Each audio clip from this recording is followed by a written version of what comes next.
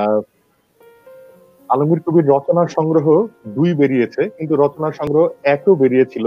আহ, আমরা জানি যে চলচ্চিত্র ও জাতীয় মুক্তি এই শিরোনামে বেরিয়েছিল, এবং এই 2018 সালের সংকলিত এই রচনা বলিটি মানুষ, যারা বিশেষ করে চলচ্চিত্র মুভি, তারা বেশ প্রশংসা করেছিল এবং ছবি সম্বলিত, এবং এখানে আলমগীর কবিরের মুক্তিযুদ্ধ বিষয়ক তার ভাবনা এবং জাতীয় মুক্তি সংগ্রাম সম্পর্কিত তার ভাবনা, এবং বক্তৃতা ও সাক্ষাৎকার নিয়ে আলমগীর কবির এই এই রচনাবলীটি বেরিয়েছিল। সুসংবাদ হলো, গত 2 দিন আগে শুনছেন স্বাধীন বাংলা বেতার কেন্দ্র 1971, এই বইটি প্রকাশ পেয়েছে, এবং এই বইটি প্রকাশ করেছে যৌথভাবে একাধিক জন, university of liberal arts Bangladesh, আগামী প্রকাশনী এবং মধুপক। তো এই বইটিকে উপলক্ষ করে আমাদের লক্ষ্য আসলে আলমগীর কবিরকে স্মরণ করা এবং তাকে শ্রদ্ধা জানানো। আমরা জানি যে গত 20 তারিখ তার প্রয়াণ দিবস ছিল, এবং আমরা তাকে একটি সড়ক দুর্ঘটনায় হারিয়েছি। বাংলাদেশের চলচ্চিত্রের ইতিহাসে এটা একটা অদ্ভুত ব্যাপার যে বড় বড় চলচ্চিত্র নির্মাতা যারা রয়েছেন বাংলাদেশে, তারা 3জনই এক ধরনের অপমৃত্যুর শিকার হয়েছেন। এটা একটা দুঃখজনক ঘটনা। তো আলমগীর কবিরের এই 20 তারিখের আশপাশে এই বইটি প্রকাশ হয়, এবং এখানে আপনারা যারা বইটি এখনো হাতে পাননি, তারা হাতে পেলে দেখবেন যে এখানে শুনছেন স্বাধীন বাংলা বেতার কেন্দ্র 1971, অর্থাৎ 71 সালে উনি যে কথিকাগুলো পাঠ করেছেন বেতারে, সেগুলোই সংকলিত হয়েছে অনুদিত হয়ে, কারণ উনি এগুলো ইংরেজিতে লিখেছিলেন, এবং তার সহযোগী ছিলেন আলী জাকের। উনিও গত হয়েছেন এই করোনা মহামারী কালে। তার প্রতি আমাদের শ্রদ্ধা রইল। এবং এই বইটি এক ঝাঁক তরুণ এবং উদ্যমী মানুষ, তারা এটি অনুবাদ করেছেন। আফজালুর রহমান, আরুস্তু লেনিন খান, তাহমিদ আল জামি, প্রীতম পাল, শামসুদ্দোজা সাজেন, এবং সম্পাদনায় ছিলেন আবুল খায়ের মোহাম্মদ আতিকুজ্জামান, আরুস্তু লেনিন খান, তাহমিদ আল জামি। তো এই সম্পাদকদের মধ্যে আমাদের মধ্যে আজকে উপস্থিত আছেন তাহমিদ আল জামি। তার কাছে আসবো, কিন্তু এর আগে একটু বলিনি যে আমাদের সাথে আরো উপস্থিত আছেন ডক্টর সলিমুল্লাহ খান। তিনি আমাদের সকলেরই পরিচিত চিন্তাবিদ, এবং তার কথা শুনে আমরা সবসময় আলোকিত হই। এবং আছেন মাহমুদুল হোসেন, তিনি চলচ্চিত্র সমালোচক, এবং সম্প্রতি তিনি আন্দ্রে বাজার সিনেমা কি বা চলচ্চিত্র কির যে প্রথম খণ্ড সেটি অনুবাদ করেছেন, এবং তিনি এই অনুবাদ কর্মটি খুব নিষ্ঠার সাথে করে যাচ্ছেন, যেটি আসলে খুব প্রয়োজনীয় একটি ব্যাপার চলচ্চিত্র চর্চার ক্ষেত্রে। এই যে চলচ্চিত্র সাহিত্য তৈরি করা বা অনুবাদ করা, এটি তিনি করে যাচ্ছেন। তো এই পর্যায়ে আমি তাহমিদ আল জামি, আপনি এই সম্পাদনা পরিষদের সাথে যুক্ত ছিলেন, আমিও কিছুটা একটু যুক্ত করে নিই। আমি যখন আপনারা এটি স্ক্রিপ্ট বা অনুবাদ করছিলেন, তখন আমি আরেকটি গণমাধ্যমে ছিলাম, এবং আপনাদের কিছু অংশ আমি ছাপিয়েছি। সে সময় ডক্টর সলিমুল্লাহ খান উনি একটি ভূমিকা লিখেছিলেন, সেই ভূমিকাটিও আমার ছাপানোর সৌভাগ্য হয়েছিল। তো তখন পড়েছিলাম যে কি করে আসলে গেরিলা যুদ্ধে সম্মুখ সমরে মুক্তিযোদ্ধারা যুদ্ধ করেন। তো তাহমিদ আল জামি, আপনার অভিজ্ঞতা শুনতে চাই, এবং বইটি কি করে আসলে আপনাদের হাতে এলো, এবং কি করে আপনারা অনুপ্রেরণা পেলেন এই বইটি অনুবাদ করার জন্য। জামি। ধন্যবাদ বিধানদা, উপস্থিত সুধী মণ্ডলী এবং অতিথি যারা আছেন সবাইকে অনেক ধন্যবাদ আমাদের সঙ্গে যুক্ত হওয়ার জন্য। তো বিধানদা যে প্রশ্নটা করেছেন সেটা হচ্ছে যে আসলে এই বইটা আমরা কিভাবে শুরু করলাম। তো আসলে মূলত আমি যদি একদম শুরু থেকে বলি, সেটা হচ্ছে যে আপনারা জানেন যে 2013 সালে বাংলাদেশে একটা আন্দোলন শুরু হয়, শাহবাগ আন্দোলন। তো শাহবাগ আন্দোলনের মূল উদ্দেশ্যটা ছিল যে মানবতা বিরোধী যে যুদ্ধাপরাধ সেটার বিচারের জন্য, সেটার যে সুষ্ঠু বিচার সেটা যেন হয়। সো সেটা নিয়ে আসলে বাংলাদেশে একটা আন্দোলন শুরু হয়। এরপরে সেই আন্দোলনের বিপরীতে আবার একটা অন্য ধরনের একটা বিপরীত আন্দোলন শুরু হয়, হেফাজতে ইসলামের আন্দোলন। এবং মোট কথা বাংলাদেশে একটা বড় ধরনের রাজনৈতিক সংকট দেখা দেয়। তো সেখানে আসলে মুক্তিযুদ্ধ এবং মুক্তিযুদ্ধ কেন্দ্রিক যে বাংলাদেশ বা মুক্তিযুদ্ধ পরবর্তী যে বাংলাদেশ, সেটার আসলে সেটা মূল চরিত্র বা সেটার যে রাজনৈতিক যে গতিধারা এবং গন্তব্য, এই বিষয়গুলো নিয়ে আসলে অনেকগুলো প্রশ্ন আসলে আমাদের সামনে হাজির হয়। তো সেগুলো নিয়ে আসলে আমরা মূলত সেই সময় থেকে মানে কিছুটা অনুসন্ধান করছিলাম। এরপর যেটা হয় যে 2000 মোটামুটি 14-15 দিকে আসলে আমরা ওই মুক্তিযুদ্ধের যে দলিলপত্র আছে, স্বাধীনতা যুদ্ধ দলিলপত্র নামে যেটা প্রকাশিত হয়েছে সরকার থেকে, তো সেখানে আসলে আমরা যখন দেখছিলাম মানে সেটা মানে ঘাটতে গিয়ে আমরা একটা লেখা আমাদের চোখে পড়ে, যে আলমগীর কবিরের একটা লেখা। সেটা হচ্ছে যে আলমগীর কবিরের এই যে বেদার কথিকা যেগুলো প্রকাশ হয়েছে সেটার মধ্যে থেকে একটা লেখা আসলে সেখানে আসে, সেটার নাম হচ্ছে যে ইমার্জেন্স অফ সেকুলারিজম। তো সেখানে আসলে আলমগীর কবির মূলত আলোচনা করেছিলেন যে বাংলাদেশের যে মুক্তিযুদ্ধ হচ্ছে সেই মুক্তিযুদ্ধে আসলে মানে মুক্তিযুদ্ধের ফলে বাংলাদেশের যে চরিত্রটা হবে সেখানে এই মানে সেকুলারিজম প্রশ্নটা সেটা আসলে আলমগীর কবির আলোচনা করেছিলেন। তো সেটা খুব ইন্টারেস্টিং ছিল আমাদের জন্য, কারণ আসলে এখানে মুক্তিযুদ্ধের যে মানে আমরা জানি যে মুক্তিযুদ্ধ যখন শুরু হয় তখন ওই জিনিসটা ছিল যে তিনটা ছিল: সাম্য, মানবিক মর্যাদা এবং সামাজিক ন্যায় বিচার। এই তিনটা প্রিন্সিপালের ভিত্তিতে মুক্তিযুদ্ধ শুরু হয়। কিন্তু এরপরে পরে যখন আমাদের সংবিধান প্রণীত হয় সেখানে আমরা 4টা মূলনীতির কথা জানতে পারি। সেখানে ধর্মনিরপেক্ষতা একটা জিনিস। তো ধর্মনিরপেক্ষতাটা আসলে এর আগে আমরা মানে কোই ধরনের ইনস্ট্যান্স পাই সেটার ক্ষেত্রে আলমগীর কবির এই লেখাটা ইমার্জেন্স অফ সেকুলারিজম এটা ইন্টারেস্টিং ছিল আমাদের জন্য। তো সেখান থেকে আসলে আমরা আলমগীর কবির সম্পর্কে আরো অনুসন্ধান করতে শুরু করি এবং সেখানে দেখি যে আলমগীর কবিরের যে জীবনের যে মানে বিপুল যে ব্যাপ্তি এবং মানে বিশ্বজুড়ে যে বিভিন্ন বিপ্লবী কর্মকাণ্ডে এবং বাংলাদেশের মুক্তিযুদ্ধে তার যে অংশগ্রহণ সেটা আসলে আমরা দেখি এবং সেখানে আমরা খুব ইন্টারেস্টেড হই। এরপরে 2015 সালে আর আমাদের বন্ধু প্রিয়ম পাল তিনি আসলে এই দিস ওয়াজ রেডিও বাংলাদেশ বলে যে বইটা, এই বইটা তিনি মানে সংগ্রহ করেন এবং সেখানে আমরা দেখি যে আসলে এই বইটার মধ্যে আসলে মুক্তিযুদ্ধের যে বিভিন্ন বিষয় সেগুলো খুব সুন্দরভাবে গোছানোভাবে উঠে এসেছে। তখন আমরা এটার অনুবাদ করার একটা প্ল্যান হাতে নেই এবং তখন আমরা যখন অনুবাদ শুরু করি এরপরে মোটামুটি 2016 প্রথম দিকে আমরা মোটামুটি এটা অনুবাদ করে ফেলতে পারি। এরপরে আসলে আমাদের বিভিন্ন ধরনের অনুসন্ধানটা আমরা চালিয়ে যাই যে আসলে আলমগীর কবির সম্পর্কে আরো ভালোভাবে জানা, তার অন্যান্য যে লেখাগুলা সেগুলো আমরা সংগ্রহ করার চেষ্টা করি। পাশাপাশি এই বইটা সম্পাদনার ক্ষেত্রে আমাদের যথেষ্ট প্রস্তুতির দরকার ছিল, সেই কারণে আমরা আসলে এটা মানে একটু সময় নিয়ে আমরা এই সম্পাদনার কাজটা শুরু করি। এবং এই প্রক্রিয়াটা যখন আমরা করেছিলাম তখন যেটা ঘটে যে আসলে দিস ওয়াজ রেডিও বাংলাদেশটা যদি আমরা প্রথমে শুরু করি এরপরে আমরা আলমগীর কবিরের অন্য লেখাগুলাই আসলে আগেই আমরা এটা সম্পাদনা করতে সক্ষম হই। শুনতে পাচ্ছেন কি? শোনা যাচ্ছে? জি জি শুনতে পাচ্ছি আমরা, বলুন। জি আচ্ছা, তো তখন আমরা যখন আলমগীর কবির অন্যান্য লেখাগুলো সম্পাদনা করতে সক্ষম হই তখন আসলে আমরা চলচ্চিত্র জাতীয় মুক্তি এই বইটা আমরা প্রথম মানে এই বইটাই আমরা প্রথম বের করতে পারি, যেটা আলমগীর কবির রচনা সংগ্রহ 1 এভাবে প্রকাশিত হয়েছে। এবং এই প্রকাশের ক্ষেত্রে আমরা বিভিন্ন পর্যায়ে আমরা সলিমুল্লাহ খান স্যারের কাছ থেকে বিভিন্ন ধরনের গাইডেন্স এবং সহযোগিতা আমরা পেয়েছি এবং প্রথম ভলিউমটার ভূমিকাটাও স্যার আমাদেরকে লিখে বাধিত করেছেন এবং পাশাপাশি আগামী প্রকাশনী এই প্রথম ভলিউমটা প্রকাশের উদ্যোগ নিয়ে আমাদেরকে খুবই উপকৃত করে। এরপরে আমরা আমাদের যে আগে থেকে যে 2016 সালেই আমরা মূলত মোটামুটি একটা পান্ডুলিপি প্রস্তুত করেছিলাম, দিস ওয়াজ রেডিও বাংলাদেশের যে বাংলা অনুবাদ শুনছেন, স্বাধীন বাংলা বেতার কেন্দ্র 1971। তো এটা যখন আমরা প্রকাশ করার উদ্যোগ নিই তখন আগামী প্রকাশনী আমাদের পাশে ছিল।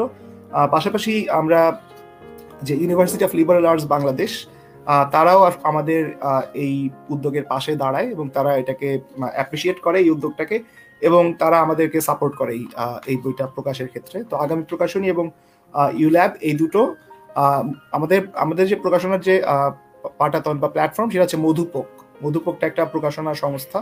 তো মধুপকের পাশে ইউল্যাব এবং আগামী প্রকাশনী এরা উভয় আমাদেরকে সমর্থন দেন এবং সলিমুল্লাহ খান স্যার আমাদের এই প্রকাশনার ক্ষেত্রে তিনি আমাদেরকে বিভিন্ন সময়ে গাইডেন্স দিয়েছেন, সহযোগিতা দিয়েছেন।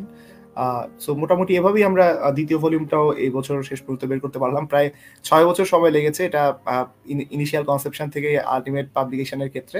সো আমরা আসলে সলিমুল্লাহ খান স্যারকে ধন্যবাদ জানাই, ইউল্যাবের কর্তৃপক্ষ বিশেষ করে উপাচার্য HM জহিরুল ইসলাম স্যার তাকেও আমরা অনেক কৃতজ্ঞতা জানাই এই উদ্যোগে আমাদের পাশে দাঁড়ানোর জন্য এবং আগামী প্রকাশনীকে আমরা ধন্যবাদ জানাতে চাই। তো এই হচ্ছে মূলত ইনিশিয়াল একটা সংক্ষিপ্ত ওভারভিউ আমাদের যে যাত্রাটা এই প্রকাশের ক্ষেত্রে। ধন্যবাদ বিপুল। ধন্যবাদ জামি। আসলে এইরকম একটি বই এবং এত সুসম্পাদিত বই এবং এর একটু যদি উল্টেও বলি সূচিটি যদি দেখি তাহলে সেখান থেকেও দেখা যায় যে এর মানে টিকা সংযোজন করা এবং অনুবাদ সূচি সংযোজন করা, নির্দেশিকা সংযোজন করা পেছনের দিকে পরিশিষ্ট রয়েছে। এবং সম্পাদক মন্ডলী আরেক যেটি করেন সেটা হচ্ছে যে প্রত্যেক বই প্রকাশের পর তারা এক ধরনের পাঠকদের দিকে চ্যালেঞ্জ ছুড়ে দেন যে যদি তারা ভুল বের করতে পারেন। এবং আমরা জানি যে এই সম্পাদক মন্ডলীর সুসম্পাদনায় যে বইগুলো বেরিয়েছে, বিশেষ করে আলমগীর কবিরের 2টি বই, এটি সত্যি সত্যি যারা বাংলাদেশের চলচ্চিত্র গবেষণা করেন এবং শুধু চলচ্চিত্র নিয়ে নয়, যারা আসলে মুক্তিযুদ্ধ সম্পর্কে আগ্রহী এবং তাদের গবেষণার জায়গাটি তারা আরো পোক্ত করতে চান, আলমগীর কবিরকে পড়া ছাড়া আসলে কোনো উপায় নেই, কারণ তিনি স্বয়ং একজন প্রতিষ্ঠান। তো আমি এই সময় আসতে চাই মাহমুদুল হোসেন আপনার কাছে। আপনি দীর্ঘদিন ধরে অনুবাদের কাজ করছেন, সুজান সোনটাগ অনুবাদ করেছেন, আপনি আন্দ্রে বাজা অনুবাদ করেছেন। তো এইটিও একটি অনুবাদ বই, কিন্তু এটি অনেক অনুবাদক মিলে বলা যায় যে তাদের একটি যৌথ কর্ম। তো এই অনুবাদ সম্পর্কে একটু জানতে চাইবো, পাশাপাশি আলমগীর কবির সম্পর্কে আপনার যদি কোনো স্মৃতি বা কোনো মূল্যায়ন থাকে তাহলে সেটা আমাদের সাথে ভাগাভাগি করে নেবেন।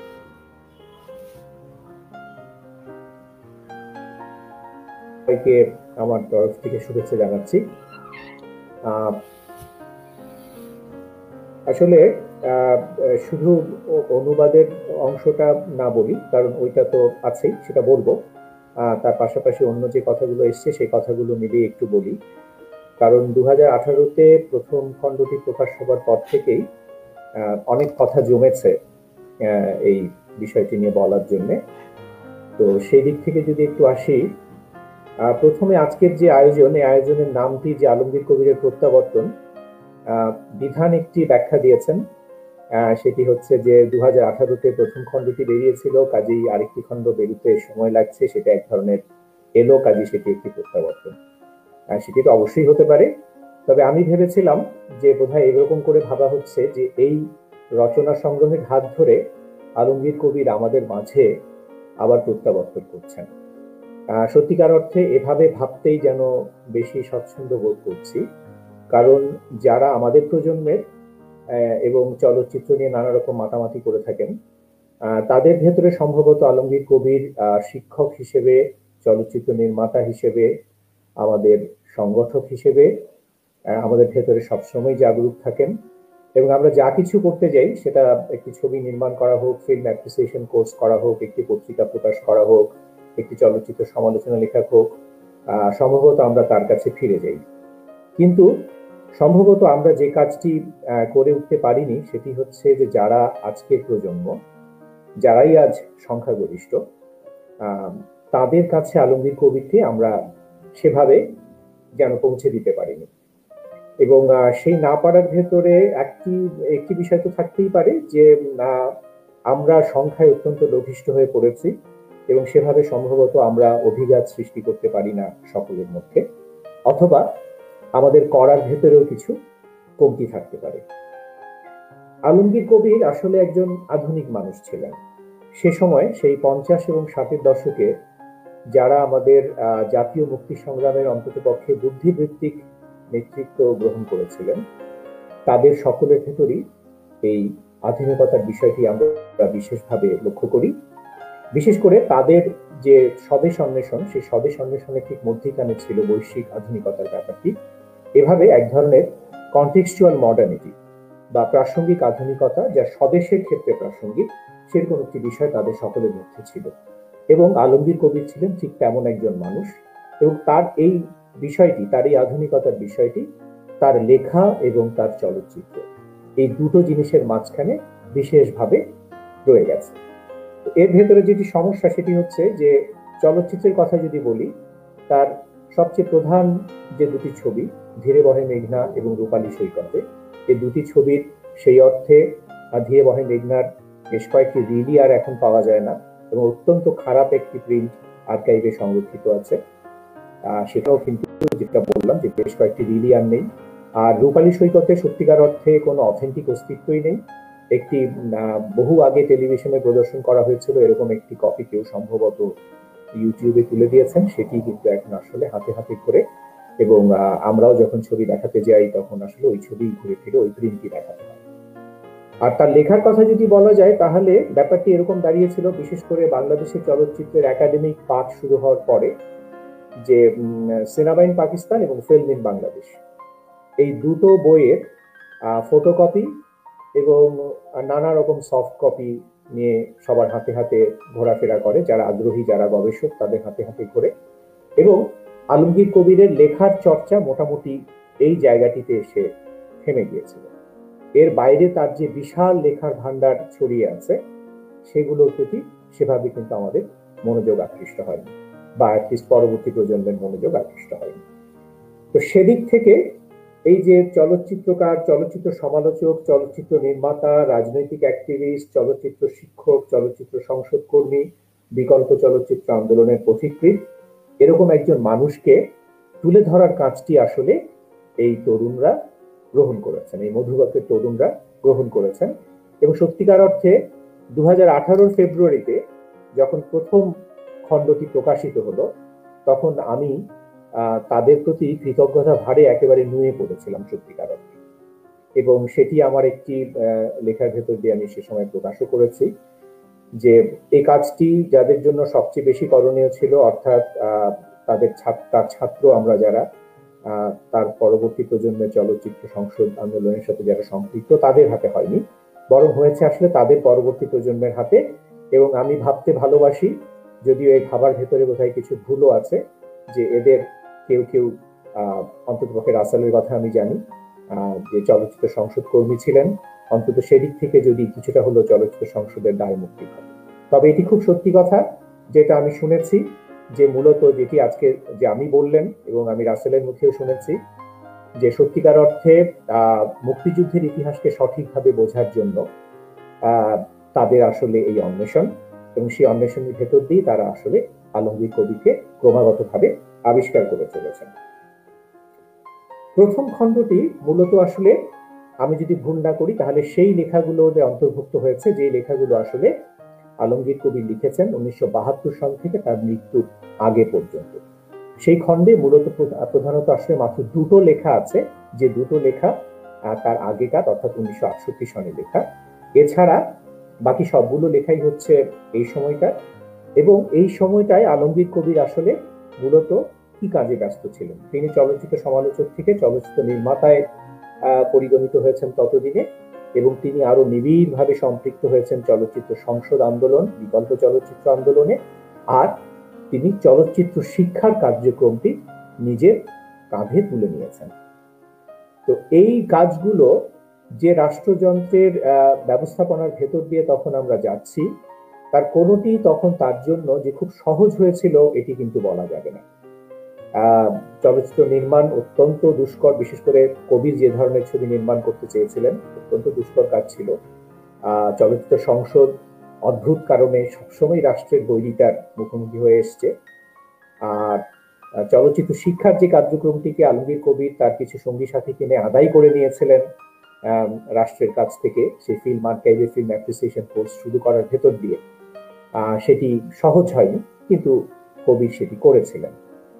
এর ছাপ কিন্তু এইখানে যে লেখাগুলো ছাপা হয়েছে, যে লেখাগুলো প্রথম খণ্ডে রয়েছে, তার ভেতরে কিন্তু আমরা দেখতে পাই। বিশেষ করে আজ ও কালের প্রেক্ষণে বাংলাদেশের চলচ্চিত্র, 21 বছরের চলচ্চিত্রাঙ্গন, একটি সমীক্ষা, এসব লেখার ভেতর দিয়ে আমরা কিন্তু আলমগীর কবির তখন কি প্রক্রিয়ার ভেতর দিয়ে যাচ্ছেন, কি প্রতিকূল পথের তিনি যাত্রী, সেটি কিন্তু আমরা দেখতে পাচ্ছি। এবং সত্যিকার অর্থে আজ ও কালের প্রেক্ষণে যে বাংলাদেশ, এরই আসলে extended version cinema in Pakistan এবং ফিল্ম ইন বাংলাদেশ গ্রন্থে রয়েছে। তো এভাবে আমরা আলমগীর কবিরকে সেখানে একরকম আবিষ্কার করলাম নতুন করে। এবং সে আবিষ্কার করার ক্ষেত্রে লক্ষ্য করুন যে 1978 ওই গ্রন্থেই আছে যে 1978 আলমগীর কবির লিখছেন, এদেশের সংস্কৃতি, এদেশের মানুষ তাদের ধর্ম, ভাষা, মাটি, জল, আকাশ, বাতাস থেকে জীবন রস আহরণ করবে, ফলে ফুলে বিকশিত হবে, সুন্দর হবে। সংস্কৃতির এই সংজ্ঞাটি অনুদিত হবে স্বাধীন বাংলাদেশের অসাম্প্রদায়িক বাঙালির অর্থনীতি, রাজনীতি আর ললিত কলা।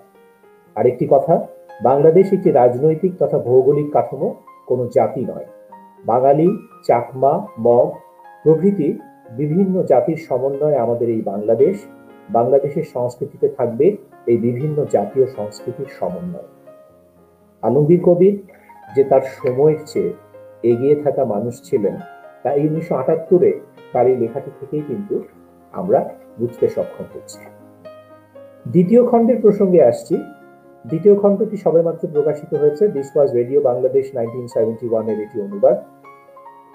যেমনটি আমরা শুনেছি যে মুক্তিযুদ্ধের সময় তিনি যে কথিকাগুলো রচনা করছিলেন আমাদের স্বাধীন বাংলা বেতার কেন্দ্রের ইংরেজি কার্যক্রমের জন্য, যেগুলি তিনি নিজেই পাঠ করছিলেন তার অসাধারণ ইংরেজি উচ্চারণে, সেই লেখাগুলোরই আসলে সংকলিত হয়ে 1984 সালে বাংলা একাডেমিতে ইংরেজি বইটি বেরিয়েছিল। সেটিরই অনুবাদ এবার বেরিয়েছে। প্রথমে যেটি প্রসঙ্গ সেটি হচ্ছে যে আলমগীর কবিরের ইংরেজির সাথে যারা পরিচিত তারা জানবেন যে অত্যন্ত ঋজু, দৃঢ় একটি ভাষা এবং খুবই গতিশীল, চলমান। সুতরাং যারা ইংরেজিতে পড়েছেন ইতোমধ্যে লেখাগুলো, তাদের জন্য এই অনুবাদ আরেকটা বাড়তি চ্যালেঞ্জের ব্যাপার, যে অর্থাৎ তাদের যে চাহিদা তৈরি হচ্ছে আলমগীর কবিরের মূল লেখাগুলো পড়ার কারণে, সেটিকে তারা এই অনুবাদগুলো মেটাতে পারছে কিনা।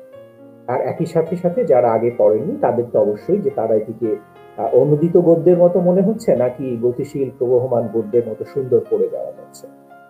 আমার কাছে বইটি পৌঁছেছে বৃহস্পতিবার। বৃহস্পতিবার রাতেই আলমগীর কবিরের প্রয়াণ বার্ষিক উপলক্ষে একটি অনলাইন অনুষ্ঠানে আমি একটি বক্তৃতা করেছি। সেখানেই আমি এই বইটি সংক্রান্ত কিছু কথা বলেছি। সত্যিকার অর্থে বইটি আমার হাতে পৌঁছানোর পরে, রাসেল পৌঁছে দিয়েছিলেন, পৌঁছানোর পরে আসলে দিনটি আমি বইটি উল্টে পাল্টেই কাটিয়েছিলাম। আলমগীর কবিরের সাথে সম্পর্কটা আসলে খুব আবেগের একটা জায়গা, ভীষণ কৃতজ্ঞতার একটা জায়গা। কাজে আলমগীর কবিরকে নিয়ে কোনো কিছু হলে খুব নির্মোহ এবং খুব মুক্ত মোহ হয়ে কিছু করতে একটু কঠিন হয়ে পড়ে। তো গত 2 দিন বইটির অনেকখানি পড়েছি। আমার কাছে মনে হয়েছে যে এই অনুবাদ গ্রন্থের কোনো সমালোচনা নেই। অত্যন্ত চমৎকার অনুবাদ হয়েছে, গড়গড় করে পড়ে যাওয়া যাচ্ছে। আলমগীর কবিরের ঋজু ভাষাকে পুরোপুরি অনুসরণ করা যাচ্ছে।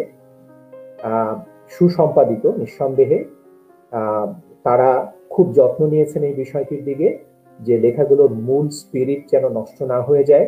এমনকি কোথাও তথ্যগত বিভ্রাট থাকলেও সেটিকে তারা মূল লেখাটিকে পরিবর্তন না করে বরং শুধুমাত্র টিকাতে উল্লেখ করেছেন, যেটি সত্যিকার অর্থে একটি শ্লাঘা অর্জনের মতন কাজ হয়েছে আমি বলবো। আলমগীর কবির নিজে মূল বইয়ের ভূমিকায় লিখেছিলেন যে এই বই কেবল যুদ্ধ বিষয়ক জাদুঘরই জমা থাকবে না, বরং বিপ্লবী রণকৌশলে আগ্রহী শিক্ষার্থীদেরও কাজে লাগবে। এই যে আত্মবিশ্বাস, এটা হচ্ছে আলমগীর কবিরের মূল স্পিরিট। এই আত্মবিশ্বাস তার কথা এবং কাজে সবসময় স্পন্দিত হতো এবং তা অন্যের মধ্যে সঞ্চারিত হতো।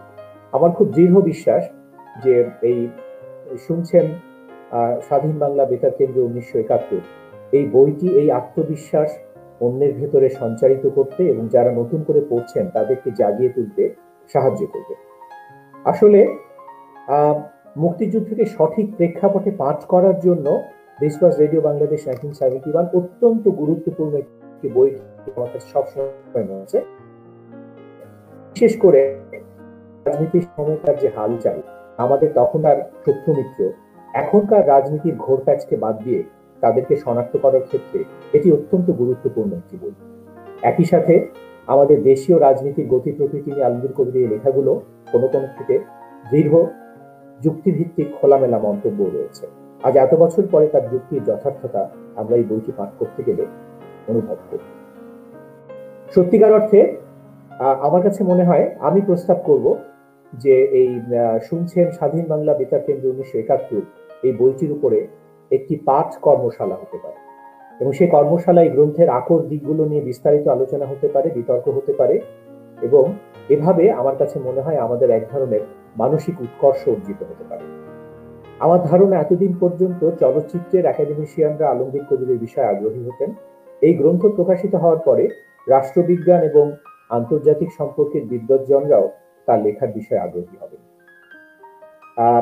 বাকি কথাটুকু একটু বাড়তি আমি খুব দ্রুতই শেষ করবো, আর হয়তো আমি বড়জোর 2 মিনিট সময় নিব। আলমগীর কবির প্রচুর লিখতেন। তার লেখা ছড়িয়ে আছে পাকিস্তান অবজারভার, সন্ধানী, সিকোয়েন্স, এক্সপ্রেস, ফোরাম, হলিডে এসব পত্রিকা এবং সাময়িকীতে। অন্তত 4টে নিজের চলচ্চিত্রের চিত্রনাট্য তিনি নিজেই বই আকারে প্রকাশ করেছিলেন। আর এর সাথে আরেকটি অসাধারণ সম্ভার আছে, সেটি হচ্ছে ফিল্ম অ্যাপ্রিসিয়েশন কোর্সের যে কোর্স ম্যাটেরিয়াল গুলো তিনি দিতেন। সত্যিকার অর্থে এই সমস্ত কোর্স ম্যাটেরিয়াল গুলো তিনি তার নিজের টাইপরাইটারে তিনি নিজেই টাইপ করতেন এবং তারপরে সাইক্লোস্টাইল ঘুরিয়ে সেগুলোকে বিতরণের ব্যবস্থা করতেন। এই কোর্স ম্যাটেরিয়াল গুলো সত্যিকার অর্থে আজ পর্যন্ত বাংলাদেশে চলচ্চিত্র সংসদ বা বিকল্প চলচ্চিত্র বা বিভিন্ন সংগঠন থেকে যে ফিল্ম অ্যাপ্রিসিয়েশন কোর্স গুলো করা হয়, সেগুলো সবকিছুই কিন্তু আসলে ওই কোর্স ম্যাটেরিয়াল গুলোকে অনুসরণ করে। এবং আমি বিশেষভাবে অনুরোধ করব, আমার নিজের কপিগুলো হারিয়ে গেছে, এই কোর্স ম্যাটেরিয়াল গুলো যাদের কাছেই আছে তারা অনুগ্রহ করে যারা এই রচনা সংগ্রহ প্রকাশ করছেন তাদের হাতে তুলে দিন। অন্য সমস্ত লেখাই সে অবজারভারে বা সন্ধানীতে, সিকোয়েন্স, এক্সপ্রেসে যাদের কাছে লেখাগুলো আছে তারা অনুগ্রহ করে মধুপোকের হাতে এগুলোকে তুলে দিন। কারণ যে উদ্যোগটি গৃহীত হয়েছে, এই উদ্যোগটির মতন এত মহতী উদ্যোগে আমাদের সকলেরই আসলে সঙ্গী হওয়াটা অসম্ভব জরুরি। এবং আলমগীর কবিরের রচনা সংগ্রহ যাতে শেষ পর্যন্ত রচনার সমগ্রের চেহারা নেয়, সেই বিষয়টির দিকে আমাদের নজর দেওয়া প্রয়োজন। সে সময় ফিল্ম সোসাইটিগুলো প্রচুর পত্র পত্রিকা প্রকাশ করত 70 এবং 80-র দশকে, এবং সেগুলোতে আলমগীর কবির নিয়মিত লিখেছেন। কাজেই সেই সময়কার ফিল্ম সোসাইটি ওয়ার্কারদেরকেও আমি বলবো, তাদের কাছে যার কাছে যে লেখাটি আছে তাই মধুপোকে তরুণদের হাতে পৌঁছে দিবে। তাদেরকে বিশেষভাবে অভিনন্দিত করতে চাই, তারা যারা জড়িত আছেন এই অনুবাদ কর্মের সাথে এবং সম্পাদনা পর্ষদে। আর তাদেরকে যারা সাহায্য করেছেন বলে শুনেছি, অধ্যাপক সলিমুল্লাহ খান, গবেষক বিধান রিবেরু এবং আরো যারা, সকলের প্রতি আমাদের অশেষ কৃতজ্ঞতা নিবেদন করছি। ধন্যবাদ মাহমুদুল হোসেন আপনাকে, আপনি চমৎকার করেই বলেছেন। সত্যি সে কোর্স ম্যাটেরিয়াল গুলোর কথা যদি বলতে হয়, আমার সাথে গত বছরই কথা হচ্ছিল অনুপম হায়াতের। ওনার কাছে সিকোয়েন্স পত্রিকার অনেকগুলো সংখ্যা রয়েছে, আমরা জানি যে সেই সিকোয়েন্স পত্রিকা আলমগীর কবির সম্পাদিত, এবং সেখানেও অনেক ওনার লেখাপত্র এবং ওনার সম্পর্কিত লেখাপত্র রয়েছে। সম্প্রতি সিনেমা দর্শন নামে যে একটি পত্রিকা বেরিয়েছে, সেখানেও সিকোয়েন্স পত্রিকা থেকে একটা আলমগীর কবিরের উপর লেখা আমরা লাইল পিয়ারসনের আমরা অনুবাদ করেছি। তো আসলে আলমগীর কবিরকে সত্যি সত্যি বারবার আমরা প্রত্যাবর্তনের মধ্য দিয়েই স্মরণ করি। যদিও উপলক্ষ আজকে এই তার রচনাবলীর প্রত্যাবর্তন, কিন্তু আসলে ভেতরে ভেতরে আমরা মানুষটিকেই আসলে স্মরণ করি, বারবার স্মরণ করি, এবং তার যে কাজ এবং নির্মিতি সেটাকেই আমরা সামনে আনার চেষ্টা করি এবং বোঝার চেষ্টা করি। কারণ তিনি একটি স্বতন্ত্র চলচ্চিত্রের দিক থেকে যদি ভাবি, তাহলে স্বতন্ত্র ভাষা তৈরি করার চেষ্টা করেছেন। এই মুহূর্তে আমাদের সাথে যুক্ত হয়েছেন জহিরুল ইসলাম কোচি। উনি নিজে চলচ্চিত্র সংগঠক, এবং যেমনটা মাহমুদুল হোসেন বলছিলেন যে আলমগীর কবির নিজে যে চলচ্চিত্র কোর্স গুলো পরিচালনা করতেন, এবং আমাদের দেশে তিনি প্রথম এই ধরনের স্কুলিং বা বিদ্যালয়ের প্রচলন শুরু করেন। জহিরুল ইসলাম কোচি নিজেও আমরা জানি যে বিশ্ব সাহিত্য কেন্দ্রে একটা স্কুল পরিচালনা করতেন, ফিল্ম অ্যাপ্রিসিয়েশন, এবং তারাও এক ধরনের সংগ্রহ তৈরি করেছিলেন একটি মলাটের ভেতরে ফিল্মকে জানা বোঝার ক্ষেত্রে। তো তার চলচ্চিত্র চর্চার ভেতর দিয়ে এবং সেই আলোকে আলমগীর কবিরকে বিশ্লেষণ করার যে জায়গাটি, সেটি আমরা শুনতে চাই তার মুখ থেকে। জহিরুল ইসলাম কোচি। ধন্যবাদ বিধান। আমি ভূমিকা না গিয়ে, কারণ বয়ক্রম অনুযায়ী আমার আগে আসার কথা ছিল, আমি দুলাল ভাইয়ের মতো বিদগ্ধ সমালোচকের পরে চলে এসেছি। তাতে আমার উন্নতি হতে পারে, কিন্তু আসলে যান্ত্রিক ত্রুটির কারণে আমি যুক্ত হতে পারিনি। তবে আমি প্রথমেই যেটা বলি যে আলমগীর কবিরের মতো নির্মাতা শুধু অতীতকে প্রতিনিধিত্ব করতে পারে না, আলমগীর কবিরের মতো নির্মাতা, চিন্তাবিদ ভবিষ্যৎকে প্রতিনিধিত্ব করে, এবং যে ভবিষ্যৎ আমাদেরকে একটা কর্তব্য বা দায়িত্ববোধের দিকে আহ্বান জানায়। কারণ আলমগীর কবির তার গোটা কর্মজীবনেই কিন্তু সেই কাজটি করেছেন। এবং চলচ্চিত্র সংসদ আন্দোলন এবং বাংলাদেশ শর্ট ফিল্ম ফোরামের সাথে যুক্ত থেকে আমি সবসময় যেটা অনুভব করেছি যে আলমগীর কবিরকে তার যারা ছাত্র, তার সহকর্মী ভীষণ ভালোবাসতেন।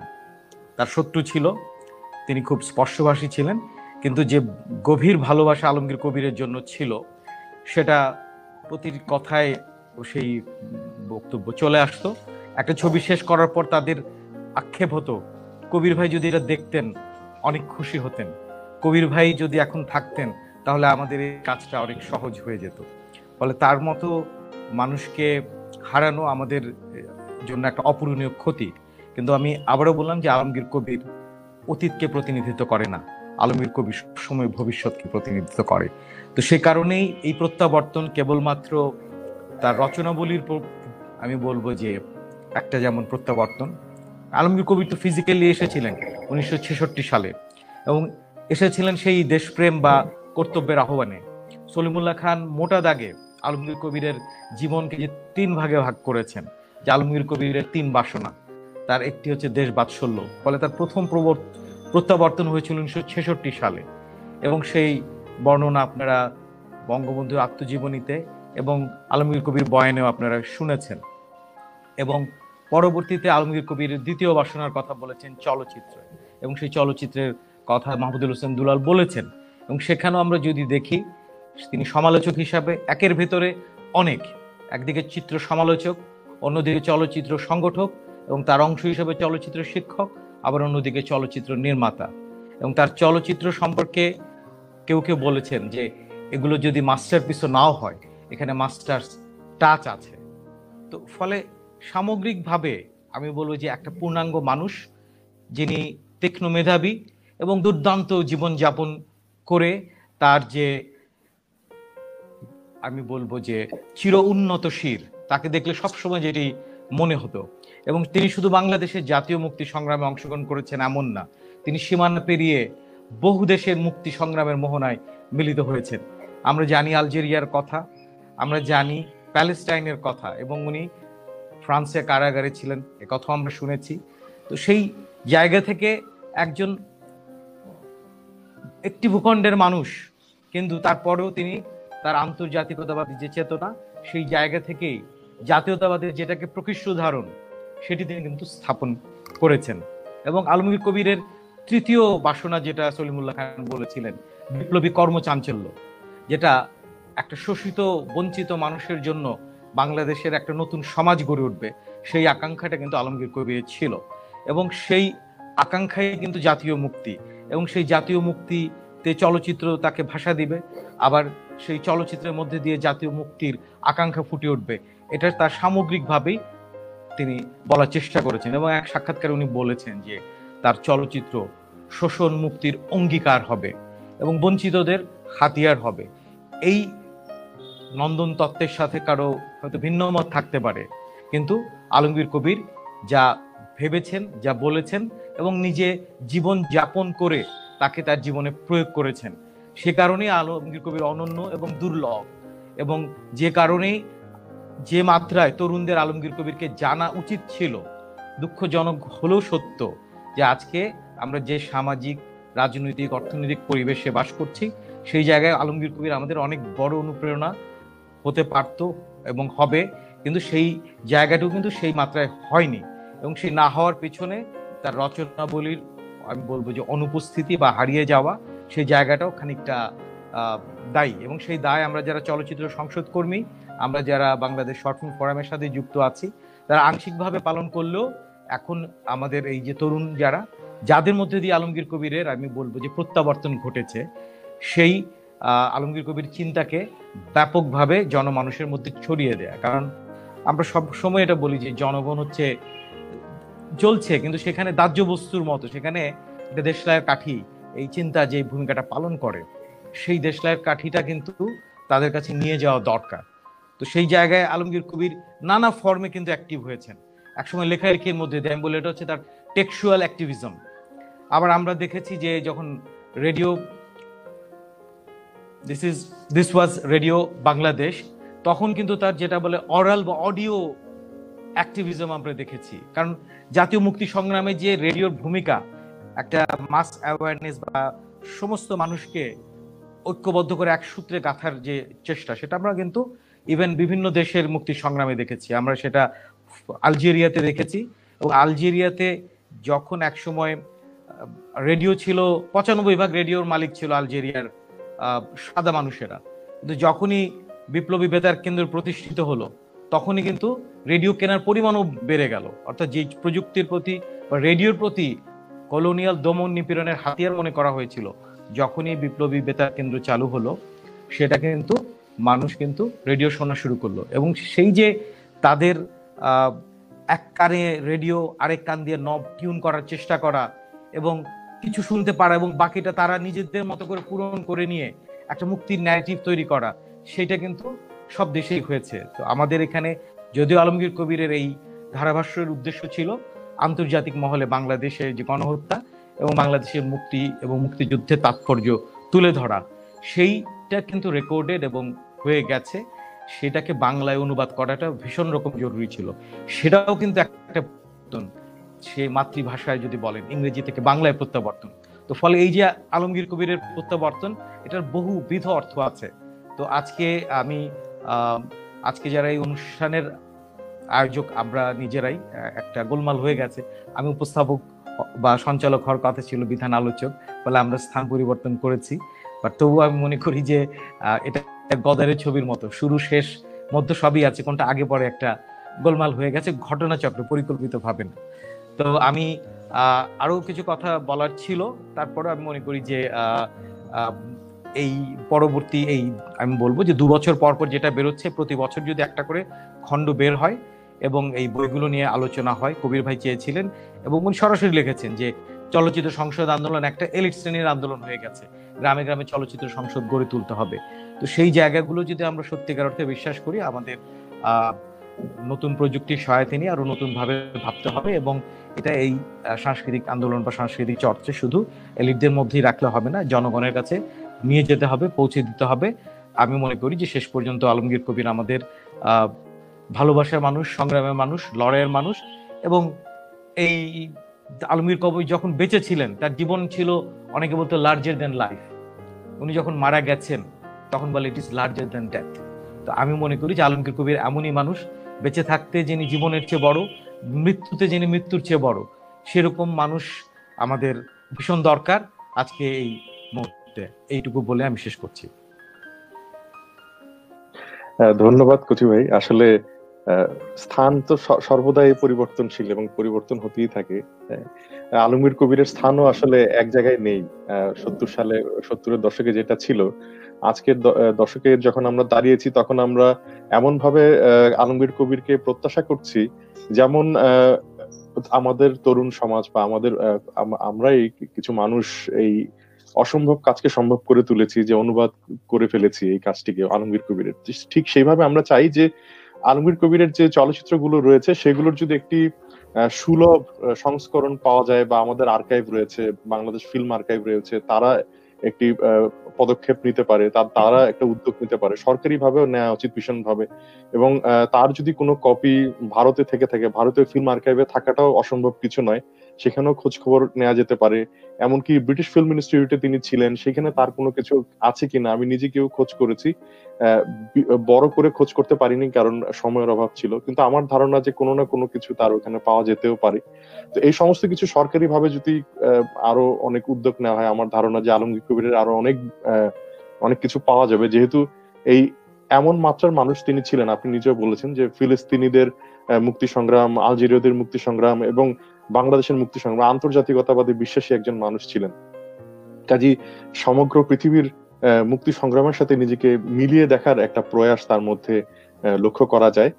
তো ডক্টর সলিমুল্লাহ খান যে ভূমিকাটি ঠিক নয়, এটা উত্তর লেখো মানে শেষে যোগ হয়েছে, সেখানেও এই একই সুর প্রতিধ্বনিত হয়েছে। তিনিও আলমগীর কবিরকে আসলে চলচ্চিত্রকার নয়, তিনি মুক্তি সংগ্রামের একজন ভ্যানগার্ড হিসেবে দেখতে চেয়েছেন আলমগীর কবিরকে। তো আমরা স্যারের মুখ থেকে শুনতে চাই যে কথাগুলো আসলে পুরোপুরি লেখা হয়ে ওঠেনি উত্তর লেখে, সেই কথাগুলো এখানেই শুনতে চাই স্যারের মুখ থেকে। ধন্যবাদ কোচিকে, অভিনন্দন শেষ পর্যন্ত যুক্ত হতে পারার জন্য। আমার কথা শোনা যাচ্ছে আপনাদের? জি হ্যাঁ, জি জি শোনা যাচ্ছে। শোনা না গেলে বলেন। আমরা তো যন্ত্রে সবাই নবিশ, আলমগীর কবির আমাদের মতো এরকম নবিশ ছিলেন না, পাক্কা মানুষ ছিলেন। তো যা হোক, যে বক্তব্যটা এখন মাহমুদুল হাসান দুলাল বলেছেন, প্রত্যাবর্তনের বহু রকমের অর্থ আছে। আমার মনে হয় আমি মাহমুদুল হাসানের সাথে একমত। যে আজ থেকে প্রায় 31 বছর আগে আলমগীর কবির প্রয়াত হয়েছেন। এটা বড় দুঃখের বিষয়। কিন্তু তার বয়স হয়েছিল, আপনারা খেয়াল করে দেখেন, মাত্র 50 বছর। এই যে 50 বছরে তিনি প্রায় আমার মনে হয় 500 বছরের জীবন যাপন করেছেন। একটু হিসাব করলে বোঝা যাবে, তার জন্ম যদি ধরেন 1937 সনের 13 ডিসেম্বর, তিনি মারা গেছেন 1989 সনের 20 জানুয়ারি। এই মাত্র 50 বছর 1 মাস কয়েকদিন। সাংঘাতিক ব্যাপার। কিন্তু অল্প বয়সে তার কৃতিত্বের মধ্যে একটা, আমরা তার জীবনী কোনো গ্রন্থ পাইনি। যখন প্রথম খণ্ডটা বেরোচ্ছিল, আমাকে তরুণ সম্পাদকরা বললেন যে আপনি একটা ভূমিকা লেখেন। তো ভূমিকা লিখলে তো কিছু একটা কাজ করতে হয়, একটু তো খবরাখবর না নিয়ে কিছু লেখা যায় না। আমাদের দেশে ভূমিকা লেখার যে ঐতিহ্য, সেটা হচ্ছে অলস লোকেরাই ভূমিকা লেখে। তো এখন আমার সমস্যা হয়েছে, একটু খোঁজ নিতে গিয়ে দেখলাম আলমগীর কবিরের কোনো জীবনী নেই। তো যেটুকু তথ্য পেলাম সেটার ভিত্তি করেই এইটুকু লিখলাম। সেখানে দেখলাম তিনি কবে বিলেত গিয়েছিলেন। এক হিসাব বলছে 1956-তে, আরেক হিসাব বলছে 1958-তে, আর কে একটা বলছে 1959-এ। কিন্তু আমি 57টাই জন ধরে নিলাম। তার মানে বয়স মাত্র 20 বছর। তিনি ঢাকা বিশ্ববিদ্যালয় থেকে অনার্স পর্যন্ত পাশ করে বিলেতে গেলেন। তিনি গণিত, পদার্থবিদ্যা ইত্যাদি বিষয়ের ছাত্র ছিলেন। তারপর সেখানে গিয়ে তিনি নিজেই বলেছেন, তার জীবনী লিখলে আমরা পরে এগুলো আরো বিস্তারিত জানবো, যে তিনি চলচ্চিত্রে আগ্রহী হলেন। আরো একটা বিষয় তিনি আগ্রহী হলেন, সেটা হলো পাকিস্তানের তৎকালীন 2 অংশের মধ্যে বৈষম্য। বিলেতের পত্রিকায় লেখা বেরোলো যে পাকিস্তানের এক অংশের সাথে আরেক অংশের বৈষম্য ক্রমবর্ধমান, এমনকি 1980 সনের মধ্যেও সেই বৈষম্য দূর হবে না যদি উন্নয়ন প্রক্রিয়ায় পূর্ব বাংলাকে আরো বেশি সুযোগও দেওয়া হয়। এই সমস্ত পড়ে তিনি আরেকটা মিশন নিলেন। তারপরে আমরা দেখি 1966 সনে তিনি দেশে ফিরে আসলেন। আসার পরেই যেহেতু তারা পূর্ব বাংলার মুক্তি আন্দোলনের অনেক সংগঠন লন্ডনে করেছিলেন, পাকিস্তান সরকার এই সমস্ত খবর রাখতো এবং তাকে জেলে পুরে দিলেন। এটা হচ্ছে 1966 সনে তার জেলে যাওয়ার কাহিনী। তিনি তখন তরুণ। এরপরে বাকি কণ্ঠ আমি বলবো না, যেমন তার চলচ্চিত্র 1976-এ বানানো সূর্যকন্যা বা সীমানা পেরিয়ে, এগুলোর প্রযোজক ছিলেন মিডিয়া মোগলদের একজন। তিনি পরে এক সাক্ষাৎকারে বলেছেন যে আলমগীর কবিরের ছবি থেকে আমাদের বেশি পয়সা হয়নি। তো পয়সা না হওয়াটা তো দুঃখের বিষয়, কিন্তু তিনি বললেন তবু আলমগীর কবির জহির রায়হানের সহকারী ছিলেন, এটা তার একটা গুণ হিসেবে দেখিয়েছেন। তা আমরা যখন মুক্তিযুদ্ধের ইতিহাস দেখি, তখন আমাদের সামনে একটা বড় প্রশ্ন জাগে যে আলমগীর কবির মুক্তিযুদ্ধে কেন যোগ দিয়েছিলেন। তো তার আগে আমরা দেখি যে বাংলাদেশের মুক্তিযুদ্ধে যোগ দেওয়ার আগেও তিনি নানা রকমের আন্তর্জাতিক মুক্তি আন্দোলনে সংযুক্ত হয়েছিলেন। জহিরুল ইসলাম কোচি কয়েকটা কথা বলেছেন, যেমন তিনি আলজেরিয়ার মুক্তি সংগ্রামীদের সাথে যুক্ত হয়েছিলেন এবং ফ্রান্স থেকে সুইজারল্যান্ডের সীমান্তে পার হওয়ার সময় তার 3 সহযোগীকে ধরে তাদের মৃত্যুদণ্ড হয়েছিল। আলমগীর কবির অল্পের জন্যে তিনি মৃত্যুদণ্ড থেকে বেঁচে যান। তার মানে তিনি জীবনের ঝুঁকি নিয়েছেন এবং বাংলাদেশের মুক্তিযুদ্ধেও তার বিশিষ্ট অংশগ্রহণটা আমাদের অনেকের চাইতে তাকে আলাদা করে। আমাদের বুদ্ধিজীবীরা এখন মুক্তিযুদ্ধের জন্য যারা দিন রাত না খেয়ে মানে প্রচারণায় যুক্ত আছেন, তাদের অনেকের জীবনে দেখবেন তারা মুক্তিযুদ্ধে সরাসরি অংশগ্রহণ করেননি। সরাসরি বলতে আমি শুধু হাতে বন্দুক নেওয়াকে বোঝাচ্ছি না। সাংবাদিক হিসেবে আলমগীর কবির ছিলেন তৎকালীন বাংলাদেশ সরকারের, অনেকে এটা প্রবাসী বাংলাদেশ সরকার বলেন, ওটা তো একমাত্র বাংলাদেশ সরকার, সেই সরকারের তিনি ছিলেন চিফ রিপোর্টার এবং রেডিওর যে ইংরেজি অনুষ্ঠান সেটার প্রধান। সেইখানে তার সম্পর্কে এই খণ্ডেও আমাদের আছে, বইতে শুনছেন স্বাধীন বাংলা বেতার কেন্দ্র 1971 বইতেও কামাল লোহানী লিখেছেন। এবং তিনি তখন তিনি রেডিও বাংলাদেশ বলতেন ইংরেজিতে। কামাল লোহানী বললেন না স্বাধীন বাংলা বেতার কেন্দ্র বলো ইংরেজিতে, উনি বললেন এটা হবে না। যেমন এখন আমরা সাংবিধানিকভাবে বাংলাকে ইংরেজিতেও বাংলা বলছি, বেঙ্গলি না বলে। সেই হিসেবে জার্মান ভাষাকে আমাদের ডয়েশ বলতে হবে, লক্ষ্য করছেন, মানে ফরাসি ভাষাকে বাংলায় আমাদের ফ্রান্সেজ বলতে হবে। এইটা আসলে বাংলার সাথে যাবে না। একইভাবে ইংরেজিতে বেঙ্গলি বলা যেরকম তৎকালে অভ্যস্ত হয়েছে, সেইভাবে তিনি রেডিও বাংলাদেশ বলেছেন। কিন্তু 1975-এর পরে বাংলাদেশে আবার রেডিও বাংলাদেশ আর একটা রাজনীতির অংশ হয়েছে। আমি এই কথাগুলি বলছি আলমগীর কবিরকে একটা জায়গায় দেখাবার জন্য। তার চিন্তাধারার মধ্যে অনেক সুদূর প্রসারিত ছিল। তিনি পৃথিবীর নানা দেশের সংগ্রাম দেখেছেন। এখন বাংলাদেশের মুক্তি সংগ্রাম সম্পর্কে তার যুক্তি একটা লেখা 1981 সনে তিনি লিখছিলেন, তেমন তার মৃত্যুর মাত্র 8 বছর আগে। সে বলেন কি, বাংলাদেশের মুক্তিযুদ্ধকে আমি বুঝতে পারিনি। আমরা অনেকে বলি না, the proof of the pudding is in the eating. মুক্তিযুদ্ধে অংশগ্রহণ করলে, হাতে একটা বন্দুক নিলে, বা স্বাধীন বাংলা বেতার কেন্দ্রের ইংরেজি বিভাগের প্রধান হলে, এমনকি বাংলাদেশ সরকারের প্রধান রিপোর্টার হলে বা মুক্তিযুদ্ধকে বুঝতে পারা যাবে এমন কোনো গ্যারান্টি নেই। তাহলে বোঝা বলতে কি বোঝায়? আমি শুধু সেই কথাটাই বলবো, চলচ্চিত্রের বিষয়ে আলোচনা করার জন্য আমি রেখে দিলাম আপনাদের জন্য। সেই জিনিসটাই বলি, বাংলাদেশের মুক্তিযুদ্ধ এটা শুধু অন্য দেশের তুলনা করা খুব কঠিন কাজ, তবু আমি একটু সংক্ষেপে বলি আলমগীর কবি কেন বললেন মুক্তিযুদ্ধকে আমি বুঝতে পারিনি। সেই জিনিসটা আমি তার উক্তিটাই আপনাদের বলি। তিনি বললেন, এবার ধীরে বহে মেঘনা 1973 সম্পর্কে বলি। আমার সামনে সমস্যা ছিল যে ছবি তৈরির আগে দীর্ঘদিন আমি সমালোচনা লিখেছি। তার সমালোচনাটা দেখেন।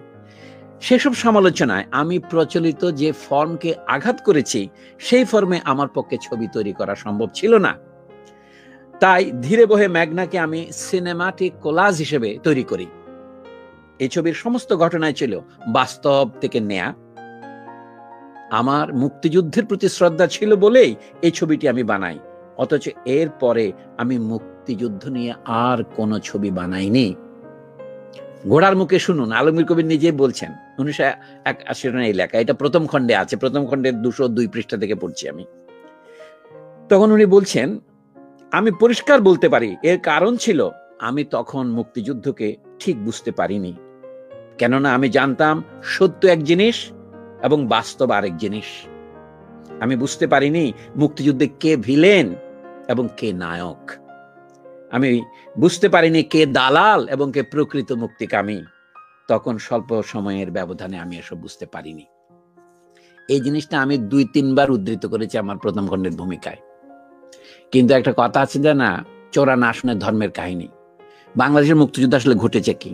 আমরা তো এটাকে জাতীয়তাবাদী সংগ্রাম বলেছি, এখন আমরা আলমগীর কবির এটাকে জাতীয় মুক্তি সংগ্রাম হিসেবে দেখেছেন। তার মধ্যে সূক্ষ্ম পার্থক্য আছে, এইটা আমি একটু বাদ দিই। তার যে বইটা আমরা অনুবাদ করেছি এখন, সেই বইটার নাম ছিল ইংরেজিতে দিস ওয়াজ রেডিও বাংলাদেশ 1971। এখন বাংলা অনুবাদে সেটাকে একটু মনোরম শোনাচ্ছে, শুনছেন স্বাধীন বাংলা বেতার কেন্দ্র। এটা আমরা একটা অনুকরণ করে ধরনের অনুবাদ করলাম। কিন্তু কেন তিনি ওয়াজ বলেছিলেন? 1984-তে এই বইটা যখন বাংলা একাডেমিতে বের হয়, চরম অবহেলার সাথে বের হয়। সেই বইতে কোনো রকমের নির্ঘণ্ট নাই, এমনকি সুন্দর করে সূচিপত্র নাই, আরো নানা জিনিসে অপূর্ণ ছিল, আর ছাপার তো অজস্র ভুলই ছিল। তো সেই বই অনুবাদ করে এখন এটার পুনর্জন্ম হয়েছে, এটা সত্যি কথা। কিন্তু যেটা নতুন পুনর্জন্ম হয়েছে সেটার কথা বলে আমি শেষ করব, যেটা আমি উত্তর ভাষায় বা ভূমিকায় লিখতে পারিনি। একে তো জায়গার অভাবে, আর একটা পরিবেশের অভাবে আমরা অনেক কথা লিখতে পারি না। তো প্রথম পরিবেশের কথাটাই আমি বলি। আমাদের দেশের মুক্তিযুদ্ধটা 1971 সনে যখন হয়েছিল, এর মধ্যে এক ধরনের আমি বলবো রোমান্টিকতা ছিল। আলমগীর কবিরকে যদি আমি একটু সঠিক ঐতিহাসিক প্রেক্ষাপটে স্থাপন করি, তাকেও রোমান্টিক লোকই বলতে হবে। যেই জন্য যে ছেলে 20 বছর বয়সে বিলেতে পড়তে গেছে, বিলেতের নাগরিকত্ব নিয়েছে, তার ভাষায় বলছি, তা আমার কথা নয়, সেখানে বড় কোম্পানিতে চাকরি পেয়েছেন, সেই সব ছেড়ে তিনি চলচ্চিত্র শিক্ষা শুরু করেছেন এবং তারপরে বাংলাদেশের জাতীয় মুক্তি সংগ্রামে নেতৃত্ব দেওয়ার জন্য 1966 সনে দেশে ফিরে এসছেন। তার উদ্দেশ্য ছিল সশস্ত্র সংগ্রামের মাধ্যমে দেশকে মুক্ত করবেন। এটা এখন কেউ বিশ্বাস করবে না। তো বিধান আপনার আমার স্ক্রিন বেশি জুম করবেন না, আমি এমনি কথা বলি, কারণ আপনাদের না দেখলে আমি কথা বলতে আরাম বোধ করবো না। এমনিতে এই মিডিয়ামে কথা বলে আমি মজা পাই না, আমি তো সিনেমার লোক না। তো আপনাদের চেহারা দেখলে খানিকটা কথা আসে, নাহলে আমি কথা ভুলে যাই। তো প্রশ্ন হচ্ছে, আলমগীর কবিরের রাজনৈতিক চিন্তা ছিল যে বাংলাদেশকে তিনি মুক্ত করবেন, শুধু পাকিস্তানিদের কাছ থেকে নয়, সাম্রাজ্যবাদের কাছ থেকেও। এই সাম্রাজ্যবাদকে আমরা অনেক সময় দেখতে পাই না। বাংলাদেশের মুক্তি সংগ্রামে যারা নেতৃত্ব দিয়েছেন তাদের একাংশ এটা দেখতে পাননি, আমরা জানি। শুধু আমি একটু উদাহরণ দিয়ে বলি, আমাদের সেই মোহ এখনো কাটেনি। না কাটার একটা বোধ হচ্ছে কি, বাংলাদেশ স্বাধীন হওয়ার পর বাংলাদেশের মুক্তিযুদ্ধ নানা দিক থেকে ব্যর্থ হয়েছে। অনেকে বলে 1975-এর পরিবর্তনের পর ব্যর্থ হয়েছে, কিছুটা হয়েছে, কিন্তু অনেক পরিবর্তন 1971 সনের পর থেকে শুরু হয়েছে। যেমন ধরেন বাংলাদেশে বাংলা ভাষার বর্তমান অবস্থাকে আমরা সকলেই জানি। তো সেই জন্য বলছেন আলমগীর কবির যে বলছেন গ্রামে গ্রামে সিনেমাকে নিয়ে যেতে হবে, এটা খুব ভালো কথা। আলমগীর কবিরের পরে মনে রাখতে আমার বন্ধু তারেক মাসুদের কথা, তারাও কাঁধের মধ্যে রিল নিয়ে গ্রামে গ্রামে নিজেদের বানানো ছবি দেখানোর চেষ্টা করেছে। কিন্তু এটা হচ্ছে ডন কিহোতের মতো এক ধরনের লড়াই। এখন সারা পৃথিবী যেভাবে, যেটাকে আপনারা এখন বলেন ইনফরমেশন টেকনোলজি, সেটা যেভাবে মানুষের মধ্যে মগজ অধিকার করে বসেছে, তার বিরুদ্ধে লড়াই করার জন্য আপনার এই কাঁধে কাঁধে সিনেমা নিয়ে গেলে যথেষ্ট হবে না। এমনকি গ্রামে চলচ্চিত্র সংসদ করার এই কল্পনাটা যদি বা মহৎ কল্পনা, কিন্তু এই কল্পনার বাস্তবতা ক্রমশ উবে যাচ্ছে। এটাকে আমি বলছি রোমান্টিকতা। আলম কবির আর রোমান্টিকতার একটা উদাহরণ দেই।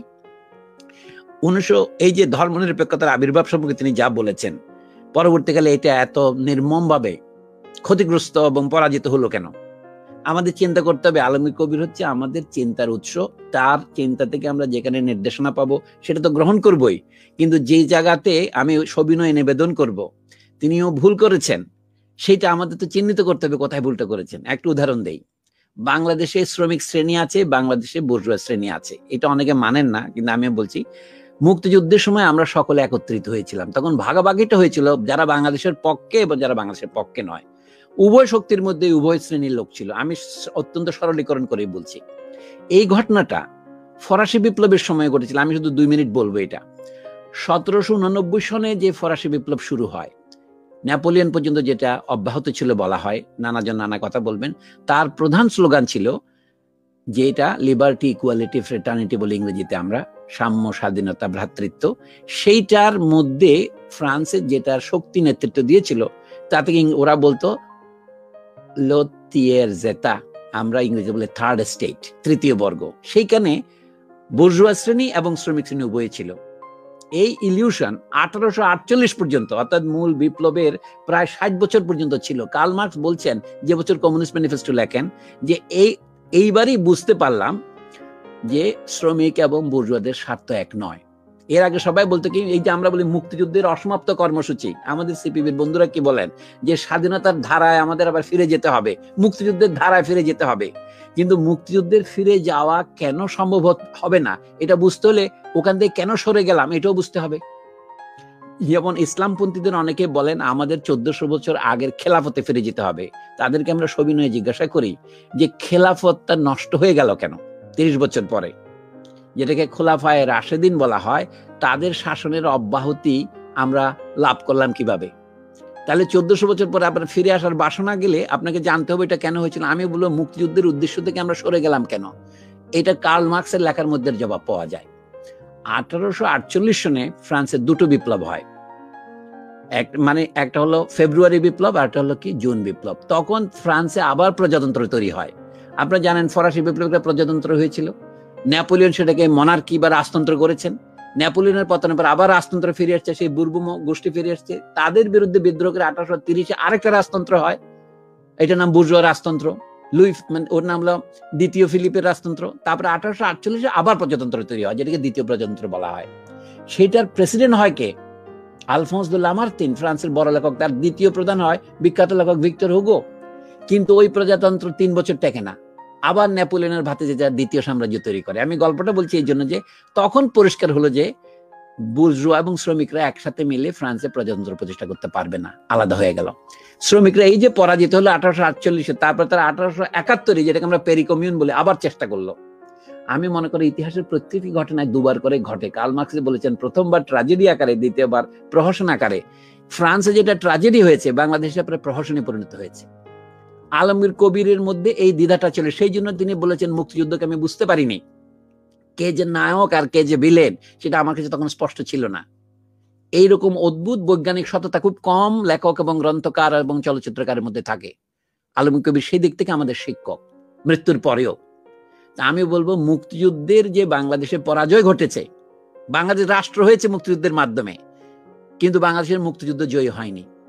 এই কারণটা বোঝার জন্য আহমদ মুস্তাফার লেখা পড়তে হবে, এই কারণটা বোঝার জন্য আলমগীর কবিরের লেখা পড়তে হবে। আমাদের দেশে এরকম আরো দুর্লভ চিন্তাবিদ থাকবেন যাদেরকে আমরা আবিষ্কার করিনি, কিন্তু আমি এই 2 জনের চিন্তাতে পরিচিত হয়ে বুঝলাম তারা বুঝেছিলেন যে এখনো আমাদের মধ্যে রোমান্টিকতা কাজ করে, যে বাংলাদেশে আমরা সবাই বাংলাদেশেই, যেহেতু এটা আমাদের জাতীয় সংগ্রামের দিক থেকে সাম্রাজ্যবাদের পায়ের নিচে আমরা আছি, সেই জন্য শ্রমিক এবং বুর্জোয়া নির্বিশেষে, কৃষক এবং শ্রমিকরা সবাই বুর্জোয়াদের নেতৃত্ব মেনে চলবে। আমাদের এখানে বুর্জোয়া শ্রেণীর এখন নায়কত্ব প্রতিষ্ঠিত হয়েছে 1971-এর পর থেকেই। শ্রমিকদের অথবা শ্রমজীবী মানুষদের, যারা মুক্তিযুদ্ধের প্রধান হাড় মাংস, যারা সরবরাহ করেছিলেন, যারা প্রাণ দিয়েছিলেন, তারা কিন্তু বাংলাদেশের ক্ষমতায় আসেননি। সেই সময়েই কর্নেল তাহের 1972-73 সনেই বিচিত্রা পত্রিকায় লিখেছিলেন মুক্তিযুদ্ধরা আবার জয়ী হবে। তার মানে মুক্তিযুদ্ধরা আবার জয়ী হবার কথার অর্থ কি? মুক্তিযুদ্ধ তো অলরেডি হারিয়ে গেছে মুক্তিযোদ্ধারা। তো এখনো যে আমরা সেই রোমান্টিক স্বপ্নে আছি, সেইটা আলমগীর কবিরের মধ্য দিয়ে আমরা রপ্ত করেছি। উনি টের পেয়েছিলেন যে আমরা পরাজিত হয়েছি, কিন্তু পরাজিত হয়েছে মানে এই নয় যে আমরা সংগ্রাম ছেড়ে দেব। আমি উদাহরণটা দিলাম একটা আন্তর্জাতিক পরিপ্রেক্ষিতে। ফ্রান্স ছিল একটি সাম্রাজ্য যার অনেক উপনিবেশ ছিল, আর বাংলাদেশ একটি পরাধীন দেশ, দীর্ঘদিন পরাধীন ছিল। আমরা মুঘল আমলের পরাধীনতা থেকে শুরু করে ব্রিটিশ আমলের পরাধীনতা, এইসব তো রাজতন্ত্রই ছিল। পাকিস্তান আমলেও আমরা পরাধীন ছিলাম। আমরা 1971 যে স্বাধীন হবার স্বপ্ন দেখেছি, এইটাই আমাদের বড় জয়। কিন্তু একই সাথে আলমগীরের দ্বিতীয় স্বপ্ন কোচিস খুব সুন্দর করে বলেছেন। আমি বলছি আলমগীরের জীবনকে যদি আমরা 3 ভাগে ভাগ করি, তার দেশপ্রেম বা দেশবাৎসল্য, তার চলচ্চিত্র প্রীতি, এটা তার সংগ্রামের চলচ্চিত্র সাংবাদিকতা এবং তার যে সংগ্রাম। 3 নম্বর হচ্ছে আপনি বলেন যে তার এই যে মুক্তির বাসনা, যেটা শুধুমাত্র নিজ দেশের স্বাধীনতা নয়, দেশের জনগণের মধ্যে যারা শ্রমজীবী এবং সবচেয়ে বিপ্লবী অংশ, তাদের নেতৃত্বে যদি দেশের স্বাধীনতা এবং সরকার প্রতিষ্ঠিত না হয়, তাহলে সে স্বাধীনতা টেকসই হবে না।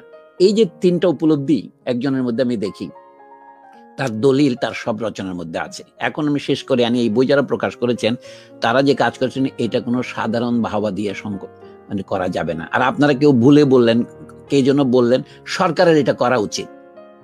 আমি জানি না কোন একজন বলেছেন এখানে সরকারের করা উচিত, কিন্তু এইটা সরকারি, ধরেন এটা যদি বাংলা একাডেমিতে যেত, আপনি দেখেন পার্থক্য কতটুকু হতো। এটা যদি আপনি যে কোনো সরকারি প্রতিষ্ঠানকে দেন, এটাকে ধ্বংস করে ফেলবে। অনেক সময় সরকারিভাবে কাজ হয় না, এটা শুধুমাত্র ভালোবাসা দিয়েই এই কাজ এত সুন্দরভাবে হয়েছে। দ্বিতীয়ত, আলমগীর কবিরের জীবনকালে কোনো বই বের হয় নাই 2-1টা ছোট পুস্তিকা ছাড়া। তার পাকিস্তান আমলে বই বেরিয়েছিল, লক্ষ্য করেন, সিনেমা ইন পাকিস্তান, আর বাংলাদেশ আমার ফিল্ম ইন বাংলাদেশ। এখানে তার যে টার্মিনোলজির পরিবর্তন, এটাও খুব শিক্ষণীয়। পাকিস্তান আমলে সিনেমা কথা জনপ্রিয় ছিল, বাংলাদেশের ফিল্ম কথাটা জনপ্রিয় হয়েছে আমাদের চলচ্চিত্র বোদ্ধা মহলে। আলমগীর কবির এই বইগুলি কোনোটা সম্পূর্ণ বই নয়, এগুলিও আমাদের প্রকাশিত বলে আমাদের দখলে আছে, সংরক্ষণ করে বের করা উচিত। তার অজস্র ইংরেজি নিবন্ধ, এগুলিও সংকলিত করা উচিত। কাজে এই যে 2টো খণ্ড ওরা বাংলায় করলে, এছাড়া আরো বাংলা লেখা বেরোবে, ইংরেজি খণ্ডগুলিও বের হওয়া উচিত।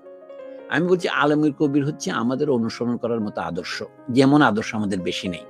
শুধু তার সম্পর্কে আমি এটাই বলি, তিনি কন্ট্রাডিকশনটা তিনি ধরতে পেরেছিলেন, কিন্তু কি করতে হবে এটা ঠিক করতে পারেন নাই। বাংলাদেশের মুক্তিযুদ্ধও যে আসলে একটা প্রতারণা, এই কথাটা তিনি পরিষ্কার গলায় বলেছিলেন। পড়ে দেখেন তার রচনা বলি। এমনকি সেটা 1971-এর মধ্যে তিনি বুঝতে পেরেছেন। তিনি সেখানে কঠোরভাবে, তিনি রাজনীতিতে যখন আসেন একটু চীনপন্থী বলে পরিচিত ছিলেন, মাও সেতুং এরও তিনি ভক্ত ছিলেন, কিন্তু তিনি সেই সময় চীনের যে সমালোচনা করেছেন সেটা এলাকার মধ্যে পড়লেই বুঝতে পাবেন।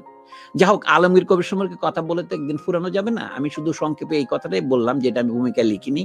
সেটা হচ্ছে বাংলাদেশের মুক্তিযুদ্ধে আলমগীর কবিরের অংশগ্রহণটা আমাদের বুদ্ধিজীবীদের জন্য একটা দৃষ্টান্ত। আজকে যদি তিনি বেঁচে থাকতেন, আমার মনে হয় তাকে মুক্তিযোদ্ধার সার্টিফিকেট দেওয়া হবে কিনা এটা নিয়ে আলোচনা হতো। মুক্তিযুদ্ধ একটা ব্যবসার বিষয়ে পরিণত হয়েছে, আলমগীর কবির তত বড় পীড়া লাভ করতেন। মুক্তিযুদ্ধের ইতিহাস লেখার ক্ষেত্রে আমি মনে করি তখন লোকে যেটা দলিল তৈরি করেছে, লিভিং ডকুমেন্ট, সেটা হচ্ছে এটাই, দিস ওয়াজ রেডিও বাংলাদেশ 1971। মনে রাখবেন এখানে 81টি কতিকা, এইগুলি তিনি রেডিওতে তখন নভেম্বরের আগে পর্যন্ত দিয়েছিলেন। তিনি এই যুদ্ধের সময় ঢাকায় এসেছিলেন, আবার কিভাবে বেরিয়েছেন সেটা অনেক হিরোইক কাহিনী।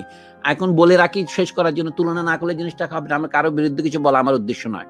এই যে আমাদের এখানে স্বাধীনতা সংগ্রামের নিয়ে বড় বড় নাটক লিখতেছেন সৈয়দ শামসুল হক সাহেব, দেখেন মুক্তিযুদ্ধ সংগ্রামে তার বিন্দুমাত্র অভিজ্ঞতা ছিল না। আলমগীর কবিরের সাথে তিনি একসাথেই ঢাকা থেকে, তারা তো ব্রিটিশ পাসপোর্টধারী ছিলেন, তারা থাইল্যান্ড হয়ে আলমগীর কবির কলকাতায় নেমে গেছেন, সৈয়দ সাহেব চলে গেছেন লন্ডনে। আরেকজন সাংবাদিক শফিক রেহমান সাহেব, এখানে তাদের করেসপন্ডেন্স আছে, তারা সব লন্ডনে গিয়েছিলেন। সৈয়দ শামসুল হক লন্ডনে যে বাংলাদেশের পক্ষে যে নানা রকমের ডেমনস্ট্রেশন হয়েছে তাতে অংশগ্রহণ করেননি। এখন বড় বড় কথা বলেন, যারা কলকাতায় পালিয়ে গেছে, যেমন বিখ্যাত লেখক গোলাম মুর্শিদ, ডক্টর গোলাম মুর্শিদ রাজশাহী বিশ্ববিদ্যালয়ের শিক্ষক ছিলেন, বুদ্ধিজীবীর উদাহরণ দিচ্ছি, তিনি কলকাতায় চলে গিয়েছিলেন, গিয়ে লিখতে কি হাসান মুর্শিদ নামে লিখতেন, যেহেতু আবার পাশে তার আত্মীয় স্বজনকে পাকিস্তান আর্মি অত্যাচার করে। তারপরে স্বাধীন বাংলা বেতার কেন্দ্রের তিনি 50 গজের ভিতরে থাকতেন, কিন্তু কোনোদিন বেতার কেন্দ্রে যাননি, একটা টক দেননি, দেন তার গলা চিনে ফেলবে। এই হচ্ছে বাংলাদেশের মুক্তিযুদ্ধের উদাহরণ দিচ্ছি। এখন তিনি নজরুল জীবনী লিখছেন, বড় বড় কথা লিখছেন, নজরুল গিনতির ভালো মন্দ লিখতেছেন। সে ভদ্রলোক আনন্দবাজার পত্রিকায় হাসান মুর্শিদ নামে লিখতেন এবং পরে স্বাধীন বাংলাদেশ সংগ্রামের সাংস্কৃতিক পটভূমি বই লিখেছেন। আমি কথাটা আপনাদের জানাচ্ছি এই কারণে যে আলমগীর কবির রেডিওতে নিজের গলায় পড়েছেন, এটা চারটিখানি ব্যাপার নয়। অন্য বুদ্ধিজীবীরা কি করেছেন সেটা যদি তুলনা করেন তাহলে বুঝতে পারবেন। আর এটা বড় কথা বলা উচিত, আলমগীর কবির বাংলাদেশের স্বাধীনতা সংগ্রামের নেতৃত্ব দানকারী যে রাজনৈতিক দল আওয়ামী লীগ তার সদস্য ছিলেন না। অর্থাৎ বাংলাদেশের স্বাধীনতা সংগ্রামে শুধু আওয়ামী লীগের লোকেরা অংশগ্রহণ করছে, অন্য কেউ করেনি, এই কথাটা যে সত্য নয় আলমগীর কবিরকে দেখলে বোঝা যায়। তবে স্বাধীন বাংলাদেশ সরকারের প্রথম প্রধানমন্ত্রী তাজউদ্দিন আহমদকে তিনি এই বইটা উৎসর্গ করেছেন, দিস ওয়াজ রেডিও বাংলাদেশ। এখন বাংলাদেশে তাজউদ্দিন সাহেবের নাম যত কম নেওয়া যায় ততই মনে হয় লোকে নিরাপদ বোধ করে। আলমগীর কবিরকে কিন্তু তিনি বাংলাদেশ সরকারের চিফ রিপোর্টার করেছিলেন, এবং এই যে স্টপ জেনোসাইড ছবি বানিয়েছেন জহির রায়হান, আলমগীর কবির তার ঘনিষ্ঠ সহযোগী ছিলেন। এবং যখন যুদ্ধ শুরু হলো আলমগীর, অর্থাৎ যখন সম্মুখ যুদ্ধ শুরু হলো, গেরিলা থেকে সম্মুখ যুদ্ধ পার হলো, আলমগীর রেডিওর এই প্রচারণা বাদ দিয়ে আপনার মুক্তি বাহিনীর সঙ্গে আসতেন যুদ্ধের জীবন্ত ছবি তোলার জন্য। তার অনেক ফুটেজ পেয়েছে, সেগুলি পরবর্তীতে অন্যরা ব্যবহার করেছেন। এই জন্য আমি যে সব দিক থেকে আলমগীর কবিরকে উদাহরণ স্থাপনকারী বুদ্ধিজীবী বলা যায়।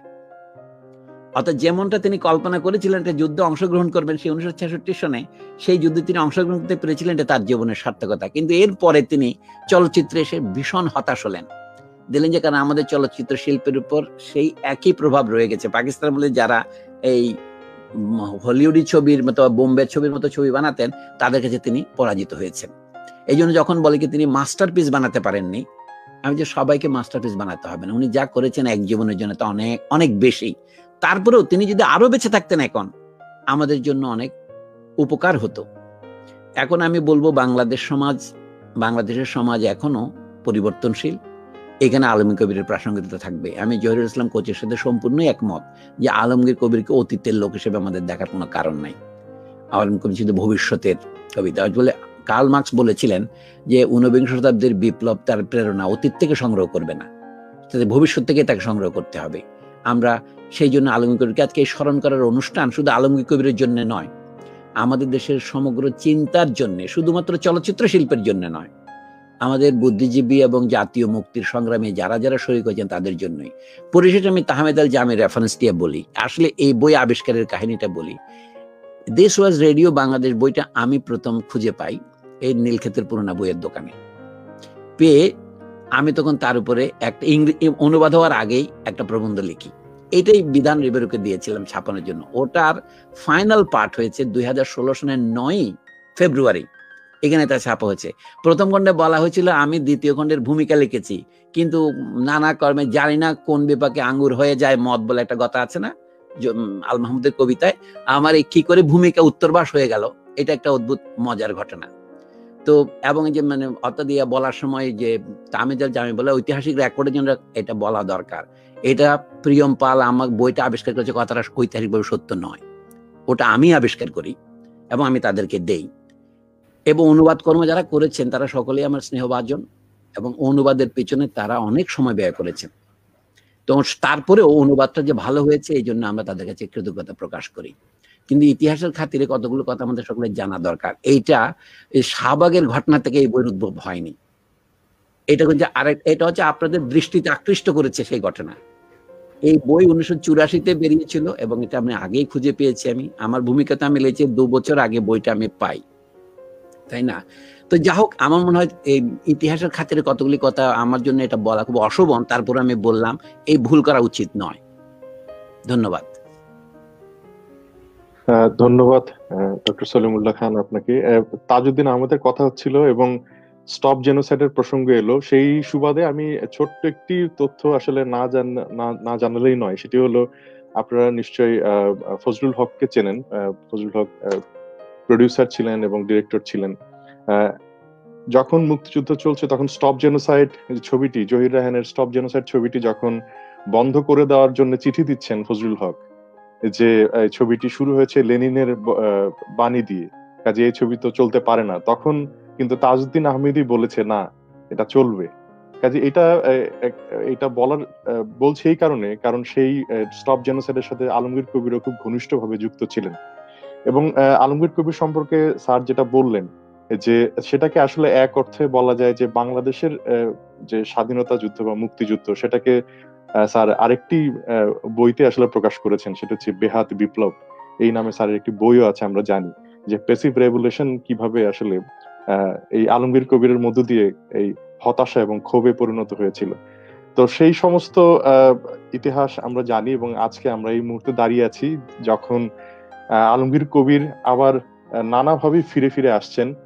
তো জামির কাছে আমি এবার একটু যাব ছোট করে জানার জন্য যে এটা একটা কাজ আপনারা করছেন, দ্বিতীয় খণ্ড বেরোলো, উনার আরো অনেক বই রয়েছে, ইংরেজি বই রয়েছে আমরা জানি। তো এই আপনাদের ভবিষ্যৎ কাজ সম্পর্কে যদি ছোট করে 2 মিনিটে যদি শেষ করতেন, আমি আবার সবার কাছে ফিরে ফিরে আসবো 2 মিনিট করে, তারপর শেষ করে দেবো। জামি। ধন্যবাদ বিধান দা। মূলত আসলে আমরা যেভাবে কাজটাকে সাজিয়েছি সেটা হচ্ছে যে যেটা যে আলোচনা অলরেডি এসেছে যে আলমগীর কবিরের যে বইগুলো, ইংরেজি বইগুলো, এগুলো যদিও অনেক আগে বের হয়েছে, কিন্তু এগুলো আসলে ওইভাবে মানুষের কাছে সেভাবে অ্যাভেলেবল না। কিন্তু যেটা আমাদের এই কাজটা যখন আমরা শুরু করি 2018 সালে প্রথম ভলিউম বের হয় এবং সম্প্রতি দ্বিতীয় ভলিউমটা বের হয়েছে। সো আমাদের যে চেষ্টাটা থাকবে সেটা হচ্ছে যে আলমগীর কবিরের যে অন্যান্য যে লেখাগুলো আছে সেটার মধ্যে আপনার প্রকাশিত যে গ্রন্থগুলো আছে ইংরেজিতে, cinema in Pakistan, film in Bangladesh, তারপর হচ্ছে মোহনা যে ছবি সেটার একটা স্ক্রিপ্ট, এগুলো রয়েছে প্রকাশিত, কিন্তু এগুলো আসলে মানুষের কাছে অ্যাভেলেবল না। এর পাশাপাশি ইংরেজিতেও তার অনেক অগ্রন্থিত লেখা আছে, সেগুলো আসলে ওভাবে মানুষের কাছে অ্যাভেলেবল না। এবং আমাদের সঙ্গে যুক্ত আছেন মাহমুদুল হাসান সাহেব, তিনি আমাদেরকে আরেকটা উল্লেখযোগ্য উৎসের সন্ধান দিলেন যে আসলে ওনার যে চলচ্চিত্র কেন্দ্রিক যে কর্মশালাগুলো, সেগুলোতে যে এই ধরনের ওয়ার্কিং পেপার বা যে ধরনের টেক্সটগুলো তিনি দিতেন, সেগুলো সেই সার্কুলেটেড টেক্সটগুলোকেও আমরা যদি সংগ্রহ করতে পারি তাহলে আমরা সেগুলোকেও প্রকাশের প্রক্রিয়ায় নিয়ে আসতে পারবো। সো আমাদের আকাঙ্ক্ষা থাকবে যে আলমগীর কবিরের যত রচনা আমরা সংগ্রহ করতে পারি সবগুলোকেই আমরা এই প্রকাশের আওতায় নিয়ে আসবো। এবং আমরা আশা করব যে এক্ষেত্রে আমরা আমাদের যে সাথে যারা আছেন, সলিমুল্লাহ খান স্যার এবং আর আগামী প্রকাশনী ইউল্যাব, এদের সহযোগিতা আমরা ইতিপূর্বে পেয়েছি। পাশাপাশি আলমগীর কবিরের যে অসংখ্য অনুরাগী আছেন তারাও আমাদেরকে বিভিন্ন সময় সহযোগিতা করেছেন। প্রয়াত যে কামাল লোহানী ছিলেন, তিনি মুক্তিযুদ্ধের সময় আলমগীর কবিরের সহকর্মী ছিলেন, তিনিও আমাদের সাথে সহযোগিতা করেছেন এবং আমাদের এই ভলিউমটাতে তিনি ভূমিকা লিখেছিলেন। এবং আলমগীর কবিরের যে বোনেরা ছিলেন এবং তার যে সন্তান ইলোরা কবির, অজন্তা কবির এবং লেনিন কবির, তারাও আমাদের সাথে, বিশেষ করে ইলোরা কবির ম্যাডাম, তিনি আমাদের সাথে সহযোগিতা করেছেন, বিভিন্ন ডকুমেন্ট আমাদেরকে সরবরাহ করেছেন। সো এরকম অনেকের সহযোগিতা আমরা ইতিমধ্যে পেয়েছি। সো আমরা আশা করবো যে ভবিষ্যতেও আমরা যখন এই অন্য যে লেখাগুলো অপ্রকাশিত অগ্রন্থিত রইল সেগুলোকে আমরা সংগ্রহ করে যখন প্রকাশ করব, সবার সহযোগিতা আমরা পাবো। সো মোটামুটি আশা করছি যে আমরা এই ধারাটা অব্যাহত রাখতে পারবো এবং আলমগীর কবিরের লেখাগুলো এবং আরেকটা যে কথা হলো যে আলমগীর কবিরের যে চলচ্চিত্রিক যে কাজগুলো সেগুলো আসলে মানুষের কাছে অ্যাভেলেবল না। যেমন এই যে ধীরে বহে মেঘনা, এই সিনেমাটা আমি দেখছিলাম, রিসেন্টলিও দেখলাম। তো এটার যে প্রিন্টটা অ্যাভেলেবল সেটা তো আসলে খুবই এটা খুব ডিফিকাল্ট এই যে সিনেমাটা দেখা। সো এতই খারাপ অবস্থা এই প্রিন্টের। সেটাই বলছিলাম যে এই ধরনের ছবিগুলো যেগুলো আসলে সচরাচর পাওয়া যায় না, সেগুলো হয়তো বিভিন্ন সরকারি মাহফিজখানায় থাকে, ভারতের মাহফিজখানায় থাকার সম্ভাবনা রয়েছে। সেই ক্ষেত্রে সরকারি ভাবে যদি যোগাযোগ করা হয়, সে হয়তো সহায়তা আমরা পেতে পারি। জামিকে ধন্যবাদ। আপনাদের যে ভবিষ্যৎ পরিকল্পনা রয়েছে সেগুলো অবশ্যই সফল হবে। আমি আলোচক হিসেবে খুব বেশি বিস্তার আলোচক হিসেবে ছিলাম, কিন্তু যে কথাগুলো আলোচনা করব ভেবেছিলাম সেগুলো তার বলা হলো না, কিন্তু ছোট করে একটু বলি। সেটা হচ্ছে যে আলমগীর কবিরের যে চলচ্চিত্রিক যে ভাষা, সেই ভাষা তিনি নতুন হয়তোবা ইউরোপে এক ধরনের ভাষা তিনি দেখেছেন যে এইভাবে চলচ্চিত্রকে উপস্থাপন করা যায় বা দৃশ্যসজ্জা করা যায়। বাংলাদেশের প্রেক্ষাপটে তিনি সেই সমস্ত ভাষাকে যখন প্রয়োগ করলেন, সেটা একটা নতুন ধরনের ল্যাঙ্গুয়েজ হিসেবে অ্যাপিয়ার করলো, নতুন ধরনের ল্যাঙ্গুয়েজ হিসেবে দাঁড়া হলো। যেমন তিনি প্রথম আসলে বাংলাদেশের চলচ্চিত্রে অ্যানিমেশন পরিচয় ঘটিয়ে দিলেন তার সূর্যকন্যা ছবির ভেতরে। হঠাৎ করে অ্যানিমেশন যে ব্যবহার করা যায় বা এক ধরনের নিউজ রিল যে ব্যবহার করা যায় অন্যান্য ছবি আগের ছবিগুলোতে দেখেছি। এটা আলমগীর কবির আবার প্রমাণ করলেন যে তিনি আসলে সর্বদাই নতুন কিছু করার এবং একটা নতুন ধরনের চলচ্চিত্রের ভাষা আবিষ্কার করার প্রয়াস তার ভেতর ছিল। একজন চলচ্চিত্র সংসদ কর্মী হিসেবে আলমগীর কবিরের এই যে অন্বেষণ এবং তার যে জীবনব্যাপী যে এক ধরনের প্রচেষ্টা আমরা দেখি, এবং স্যার যেটাকে বলছিলেন রোমান্টিকতা ছাড়া আসলে সৃষ্টিশীলতা কতটুকু এগোয় সেটাও একটা বিষয়।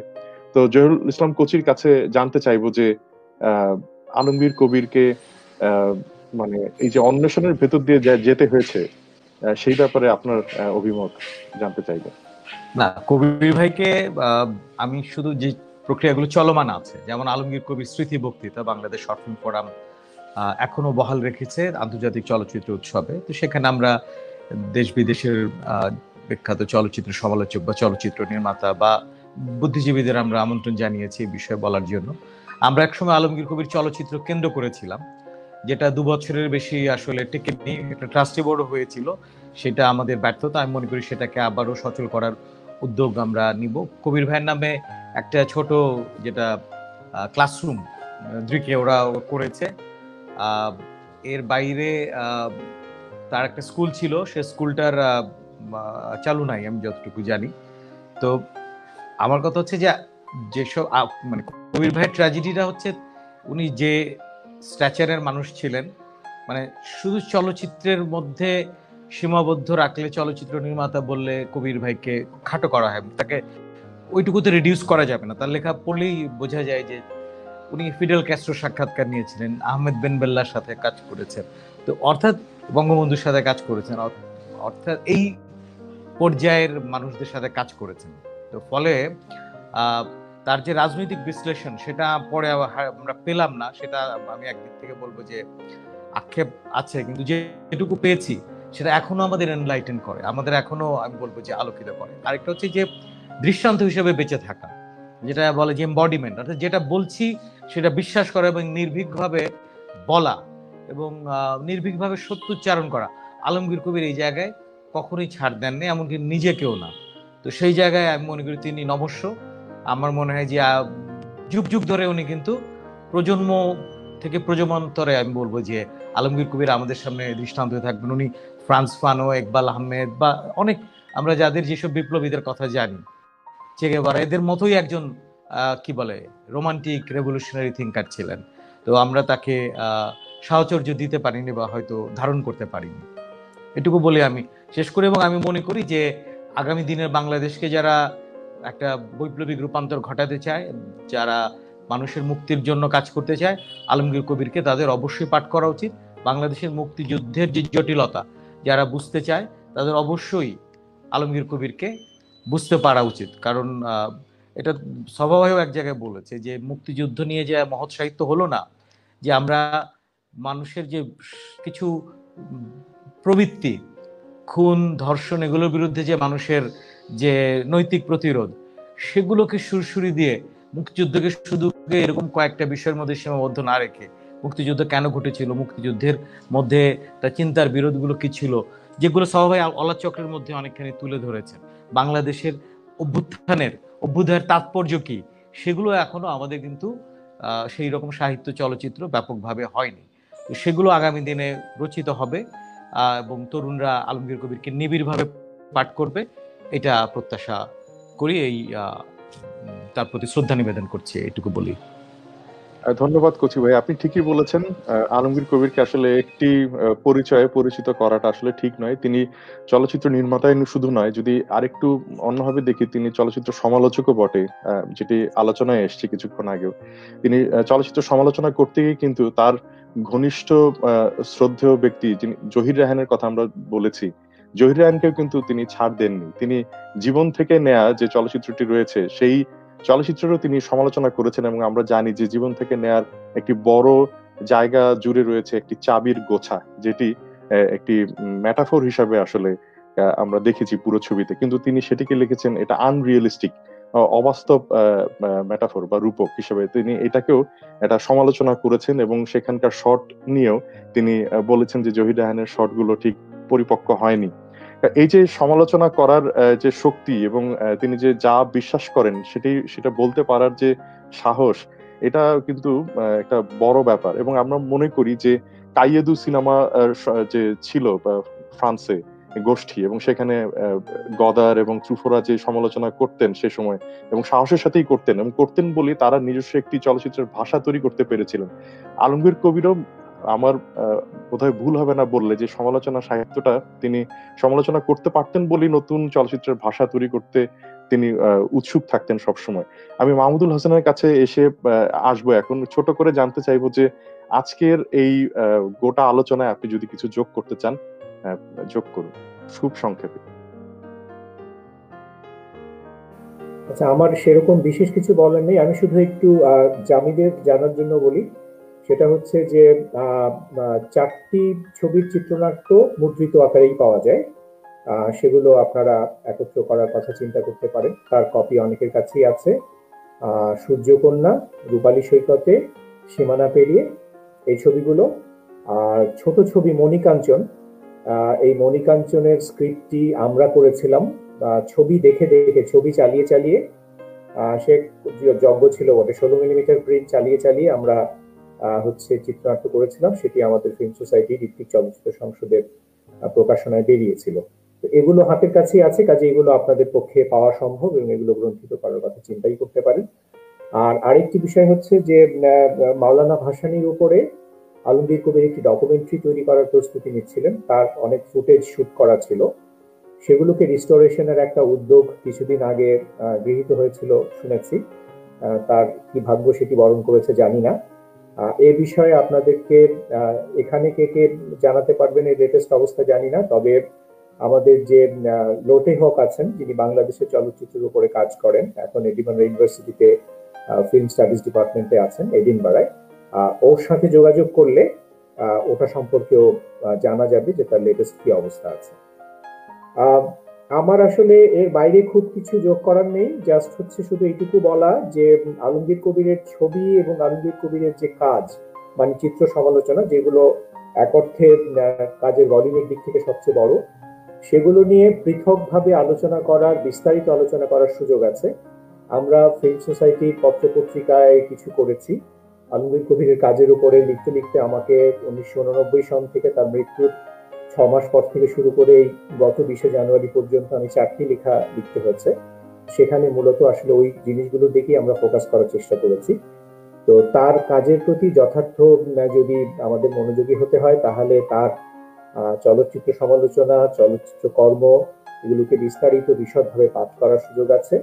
আর আমাদের জাতীয় মুক্তিযুদ্ধে আলমগীর কবির যে একজন মাইল ফলক, এবং তাকে পাঠ করার ভেতর দিয়ে যে আসলে আমাদের মুক্তিযুদ্ধের অনুভব এবং বোধগুলো পুনরুজ্জীবিত হওয়া শুধুমাত্র নয়, পুনর্মূল্যায়িত হওয়ার সুযোগ আছে, সে বিষয়ে সন্দেহ। এটুকু। ধন্যবাদ মাহমুদুল হোসেন। আলমগীর কবিরকে নিঃসঙ্ক চিত্ত বলেছেন ডক্টর সলিমুল্লাহ খান। আমি স্যারকে বলবো যে এই অনুষ্ঠান আপনার বক্তব্যের মধ্য দিয়ে শেষ হবে, আমরা শেষ করব। তো আপনার শেষ বক্তব্যটি শুনতে চাই আজকের জন্য, এবং বইতো যে নতুন বইটি বেরিয়েছে এরও উত্তর লেখো আপনি, এবং আজকের অনুষ্ঠানেরও শেষ বক্তা আপনি। স্যার বলুন। আচ্ছা, ধন্যবাদ। আলমগীর কবির মুক্তিযুদ্ধকে সমালোচনা করতে গিয়ে দুটো কথা বলেছিলেন। এই যে স্বাধীনতার পরপর যে ছবিগুলো নির্মিত হচ্ছিল, আপনারা অনেকে মনে আছে সুভাষ বাবুর অরুণোদয়ের অগ্নিসাক্ষী, চাষী নজরুলের ওরা 11 জন, এই জাতীয় ছবিগুলো বেরোচ্ছিল। উনি সমালোচনা করে উনি বললেন মুক্তিযুদ্ধের যে বিশাল তাৎপর্য, একটা জাতির অভ্যুদয়ের যে বেদনা, সেটা না করে তখন তারা একটি বিশেষ ঘটনার মধ্যে এটাকে সীমিত করতে চেয়েছিলেন। এটা সত্য যে পাকিস্তানি সেনাবাহিনী বাংলাদেশে বর্বরতা চালিয়েছে, গণহত্যা চালিয়েছে, এবং তাদের বর্বর কাজসমূহের মধ্যে একটা ছিল বাংলাদেশের মেয়েদের তারা ইজ্জত নষ্ট করেছে, এবং তাদের যুদ্ধোত্তর একটা যুদ্ধ শিশুর সমস্যা দেখা দিয়েছিল। তখন দেখা গেল যারা সিনেমা বানাচ্ছিল, কোন এক নায়ক এই যে একজন নারীর শরীর থেকে বের হওয়া রক্ত দিয়ে বাংলাদেশের মানচিত্র আঁকলেন। আলমগীর কবির বললেন এগুলি কি হচ্ছে, অর্থাৎ মুক্তিযুদ্ধের আসল তাৎপর্য কিভাবে হারিয়ে গেল। এটা কখন 1972-73 সনের কথা। তো আলমগীর কবির যে ঐতিহাসিক প্রেক্ষাপটে, বিশেষ করে 1947-এর আগের ঘটনা, দেশভাগ এবং তারপরে বাংলাদেশের অভ্যুদয়, এটাকে তিনি যুক্ত করার চেষ্টা করেছিলেন ধীরে বহে মেঘনা ছবিটা। আমার সৌভাগ্য যে সেই 1974 সনে আমি ধীরে বহে মেঘনা দেখেছিলাম। আমি তখন ইন্টারমিডিয়েট পাশ করিনি। তো সেই জন্য আলমগীর কবিরের যে দৃষ্টিভঙ্গি, তার সাথে তখন আমার পরিচিত হয়েছিল। এটা তো অন্য ধরনের ছবি, যে লঞ্চের মধ্যে দিয়ে কথা হচ্ছে, যারা শরণার্থী পরিবার ছিল তারও কিছু রোমান্টিকতা ছিল, এই জন্য যে মনে করছিলেন যেন পূর্ব বাংলা পশ্চিম বাংলা ভেদটা থাকবে না, এই ধরনের চরিত্রদের মধ্যে দিয়ে তিনি সেই জিনিসটা নিয়ে আসছিলেন। কিন্তু পরে দেখা গেছে কি ইতিহাস আরেকটু নির্মম, অর্থাৎ ইতিহাসের শিকড়গুলো অনেক গভীর। এই জন্য সব আলোচনা আজকে করবো না। আলমগীর কবির এই যে বুঝতে পেরেছিলেন, তারপরে তিনি বলেন আমি আর মুক্তিযুদ্ধ নিয়ে ছবি করিনি। তিনিও কিছু কিছু অনেকটা ফ্যান্টাসি নির্ভর ছবির দিকে চলে যেতে চেয়েছিলেন, কিন্তু তার সম্পর্কে কথা বলতেই হবে, তিনি ছিলেন বাংলাদেশের চলচ্চিত্রের ইতিহাসে সবচেয়ে বেশি চিন্তাশীল শিক্ষিত মানুষ, যেটাকে আজকালকার ভাষায় আমরা উচ্চশিক্ষিত মানুষ বলি। তিনি বিলেতে অনেকদিন থাকার পরেও এদেশে ফিরে এলেন এবং এসে তিনি নিজেকে সংগ্রামে চলচ্চিত্রে যুক্ত করলেন। কিন্তু যেটাকে আপনারা যেন আমাকে ভুল না বোঝেন, তাই আমি আরেকটি কথা বলি, যে রোমান্টিকতা কেন বলেছি, তিনি কিন্তু গোপন পার্টি করতেন এবং সেটা অনেক ক্ষেত্রে প্রায় হাস্যকর পর্যায়ে চলে গিয়েছিল। তারা গোপন পত্রিকা বের করেন, জহির রায়হানও সেই সব দলের সদস্য ছিলেন, তিনিও ছিলেন, এবং ৭১-এর মুক্তিযুদ্ধ শুরু হওয়ার সময় তারা এই গোপন পত্রিকা চালাচালি করতেছিলেন। মানে ইতিহাসের যেটাকে বলা হয় অবজেক্টিভ ধারা, তার থেকে একটু দূরে সরে যাওয়ার যে রোমান্টিক ধারা, সেটার সাথে যুক্ত ছিলেন। আমরা এটা এখন বলতে চাই না। আমি আরেকটা কথা বলবো, এটাও বেদনার কথা, তিনি ছিলেন চলচ্চিত্র সংসদ আন্দোলনের অন্যতম নেতা, পাকিস্তান ফিল্ম সোসাইটির তিনি যাকে বলা যায় পূর্ব বাংলা অংশের নেতা ছিলেন। কিন্তু পরে বিভিন্ন ক্ষেত্রে দেখা গেছে, এইটাই আমি বেদনার সাথে স্মরণ করি, আমাদের মোহাম্মদ খসরু এখন মারা গেছেন। এই মোহাম্মদ খসরু তাকে অজস্র গালাগালি করেছেন। খসরু সাহেবের তো জিব্বাতে এমনি গালাগালি আসতো, তখন তার বিরুদ্ধে ইলেকশন করা আলমগীর কবিরকে যে ছোট করার কোনো কিছু তারা বাকি রাখেনি। আমি মনে করি এর পেছনে শুধু ব্যক্তিগত বিদ্বেষ নয়, একটা ঐতিহাসিক সংঘর্ষ ছিল। খসরু ভাইরা ছিলেন যাকে বলা হয় বাঙালি জাতীয়তাবাদের যেটা প্রতিক্রিয়াশীল ধারা, সেটার প্রতিনিধি। আর আলমগীর কবির ছিলেন, আমি সহজ করে বলবো, বাংলাদেশের জাতীয় মুক্তি সংগ্রামের যে প্রগতিশীল ধারা সেটার প্রতিনিধি। এবং চলচ্চিত্র সংগীতের মধ্যে দেখা গিয়েছে, এখন দুর্ভাগ্য বিষয়, বাংলাদেশে এখন যে কোনো কিছু হলে সরকারের সাহায্য ছাড়া কিছুই করা যায় না, ফলে আমরা সব সরকারের ছাপোষা চলচ্চিত্রকার হয়ে যাচ্ছি। এই যে চলচ্চিত্রের অনুদান নিয়ে কত কিছু ঘটতেছে, একজনকে গ্রেপ্তার করলো, আমি এই কাহিনীগুলো বলতে চাই না। আপনারা দেখবেন যে আলমগীর কবিরের জীবন থেকে আমাদের ৩ ধরনের শিক্ষা আছে। একটা হচ্ছে একজন বুদ্ধিজীবীর কর্তব্য কি, যারা এখন বুদ্ধিজীবীর ভূমিকা নিয়ে নানা কথা বলেন, জাতীয় মুক্তি সংগ্রামের সময় বুদ্ধিজীবীরা কি ভূমিকা পালন করেন, তার মধ্যে অনেক বুদ্ধিজীবী দালালি করেন। আহমদ সাফা সঠিক বলেছেন, বুদ্ধিজীবীরা যা বলতেন শুনলে বাংলাদেশ স্বাধীন হতো না। আলমগীর কবির তাদের দলভুক্ত ছিলেন না। যে বুদ্ধিজীবীদের সংগ্রামের ফলে বাংলাদেশ স্বাধীন হয়েছে, আলমগীর কবির তাদের মধ্যে ছিলেন। ২ নম্বর হচ্ছে কি, আমাদেরকে পৃথিবীর সাথে দাঁড়াতে হবে। আমাদের দেশের সভ্যতা অনেক প্রাচীন, দুর্ভাগ্যবশত আমরা অনেকদিন পরাধীনতা থাকার ফলে আমাদের মধ্যে যে হীনমন্যতা জেগেছে, সেটা থেকে মুক্তি পেতে হলে যে জিনিয়াস দরকার, আলমগীর কবিরের সেই জিনিয়াসের একটা প্রতিফলন ছিল, তার মধ্যে জিনিয়াসের প্রতিভাস ছিল, সেইটাও তাকে আমরা আমাদের শিক্ষক হিসেবে গ্রহণ করতে পারি। এবং তিনি যে শারীরিকভাবে সশরীরে সরে জমিনে, মানে সরে জমিনে মানে হচ্ছে শিরে জমিনে, এটা হলো ফার্সি কথার বাংলা রূপান্তর। আমরা যেটা সরাসরি বলি শির ও শির, ফরাসিতে বলে তেত আর তেত, সেই রকম লড়াইয়ে তিনি অবতীর্ণ হয়েছিলেন সরাসরি এবং সরেজমিনে। নিজে চলচ্চিত্র সংসদ করেছেন এবং নিজে মানুষকে শিক্ষা দেওয়ার জন্য আত্মত্যাগ করেছেন। তো এরকম একজন মহান শিক্ষক যে গত ৩০ বছর আমাদের চোখের সামনে প্রায় অনুপস্থিত ছিলেন। সবাই তো আমরা মুখে কবির ভাই বলি, কিন্তু কবির ভাইয়ের মুখে থুতু দিতে তো কারো দ্বিধা করে না। শুধু মুক্তিযুদ্ধ নিয়ে বলি, এখন আমার প্রয়াত বন্ধু তারেক মাসুদ যে মুক্তির গান, সিনেমা এবং ইত্যাদি বানিয়েছেন, এগুলি আলম কবিরের স্মৃতির সাথে একেবারেই সঙ্গতিপূর্ণ নয়। শুধু একটি কথা বলে আমি শেষ করি, তারেক মাসুদ যে ছবিটা বানিয়েছেন, যেটা আমরা অনেকে প্রশংসা করেছি, মুক্তির গান, তিনি একটা ফুটেজ পেয়েছেন মুক্তিযুদ্ধের সময় একটা সাংস্কৃতিক ট্রুপ শরণার্থী শিবিরে গিয়ে গান গাচ্ছে এবং বাংলাদেশের মুক্তভূমিতে প্রবেশ করছে। কিন্তু তারপরে তিনি আবার সেখানে মধ্যে ডকুর সাথে ফিকশন লাগাইছেন যে মুক্তিযোদ্ধারা বাংলাদেশের ভিতরে কিভাবে অপারেশন করছে, তারা কতগুলো অভিনয় করার অংশ তিনি যুক্ত করেছেন। কিন্তু ধরুন বাংলাদেশের মুক্তিযুদ্ধের শুরুতে যে প্রবাসে কারা থিয়েটার রোডে গেল, কারা গেল না, কারা সেখানে প্রবাসী সরকার গঠন করলো, সেইগুলির কোনো প্রসঙ্গ উল্লেখ না করে আমি ফুটেজ পেয়েছি বলেই একটা সাংস্কৃতিক ট্রুপকে বাংলাদেশে ঢোকালাম, এটা মুক্তিযুদ্ধের খণ্ডচিত্র হিসেবেও সঠিক নয়, ঐতিহাসিক ছবি হিসেবেও সঠিক নয়। কিন্তু আলমগীর কবিরের এই কাণ্ড জ্ঞানগুলো ছিল। আমি যে আলমগীর কবি যদি বেঁচে থাকতেন, আমার দুঃখ হয় তারেক মাসুদ এরকম অপকর্মটি করতে পারতেন না। অথচ তারা সকলেই নিজেকে আলমগীর কবিরের শিষ্য সামন্ত হিসেবে পরিচয় দেয়। মানে বাংলাদেশের যদি বলেন চলচ্চিত্র সংসদ আন্দোলনের ইতিহাস, আমার সাথে আপনার একমত হবেন না, মূলত আলমগীর কবিরের সাথে বেইমানি করার ইতিহাস। এই বলে আমি শেষ করব। আপনাকে অনেক ধন্যবাদ আমাকে বলতে দেওয়ার জন্য। ধন্যবাদ স্যারকে, এবং আজকে যারা উপস্থিত হয়েছেন আলাপ করার জন্য, শুধু তাই না, যারা শুনেছেন এতক্ষণ ধরে, এখন আমাদের এই আলাপ আলোচনা প্রায় শতাধিক মানুষ শুনছেন, তাদেরকেও ধন্যবাদ। তারা নানাভাবে যুক্ত হয়েছেন। মাহমুদুল হোসেন, জামি এবং জহুরুল ইসলাম কুচি এবং ডক্টর সলিমুল্লাহ খান, এবং আরেকজন যিনি ক্যামেরার পেছনে বসে রয়েছেন আবুল খায়ের মোহাম্মদ আতিকুজ্জামান রাসেল, তাকেও ধন্যবাদ। আমি তার অনুমতি ছাড়াই যদি তাকে একটু ক্যামেরার সামনে আনি, তাকেও ধন্যবাদ। এবং তিনি অক্লান্ত পরিশ্রম করে আসলে এই বইটিকে সম্ভব করে তুলেছেন। তাদেরকে এই ধন্যবাদ না জানালে আসলে এটা, মানে জানালেও সেটা খুব কম জানানো হবে আর কি। তো আমরা আশা করি যে ভবিষ্যতে তাদের এই যুদ্ধ যাত্রা অব্যাহত থাকবে এবং আলমগীর কবিরকে আমরা নানাভাবে নানা রূপে প্রত্যাবর্তন হতে থাকবে তার, এবং আমরা পেতে থাকবো। এটা এক অদ্ভুত সুন্দর যাত্রা তাদের। তাদের প্রতি শুভকামনা রইল, মধুপকের প্রতি, এবং ইউল্যাব যে সহযোগিতা করেছে তাদের সেজন্য ধন্যবাদ। এবং কোচি ভাই, আপনার কাক যে এশীয় শিল্প সংস্কৃতি যে সহযোগিতা করেছে তাদেরকে ধন্যবাদ। সকলকে ধন্যবাদ জানিয়ে আমাদের এই আয়োজন আজকে শেষ করছি। সকলকে শুভরাত্রি।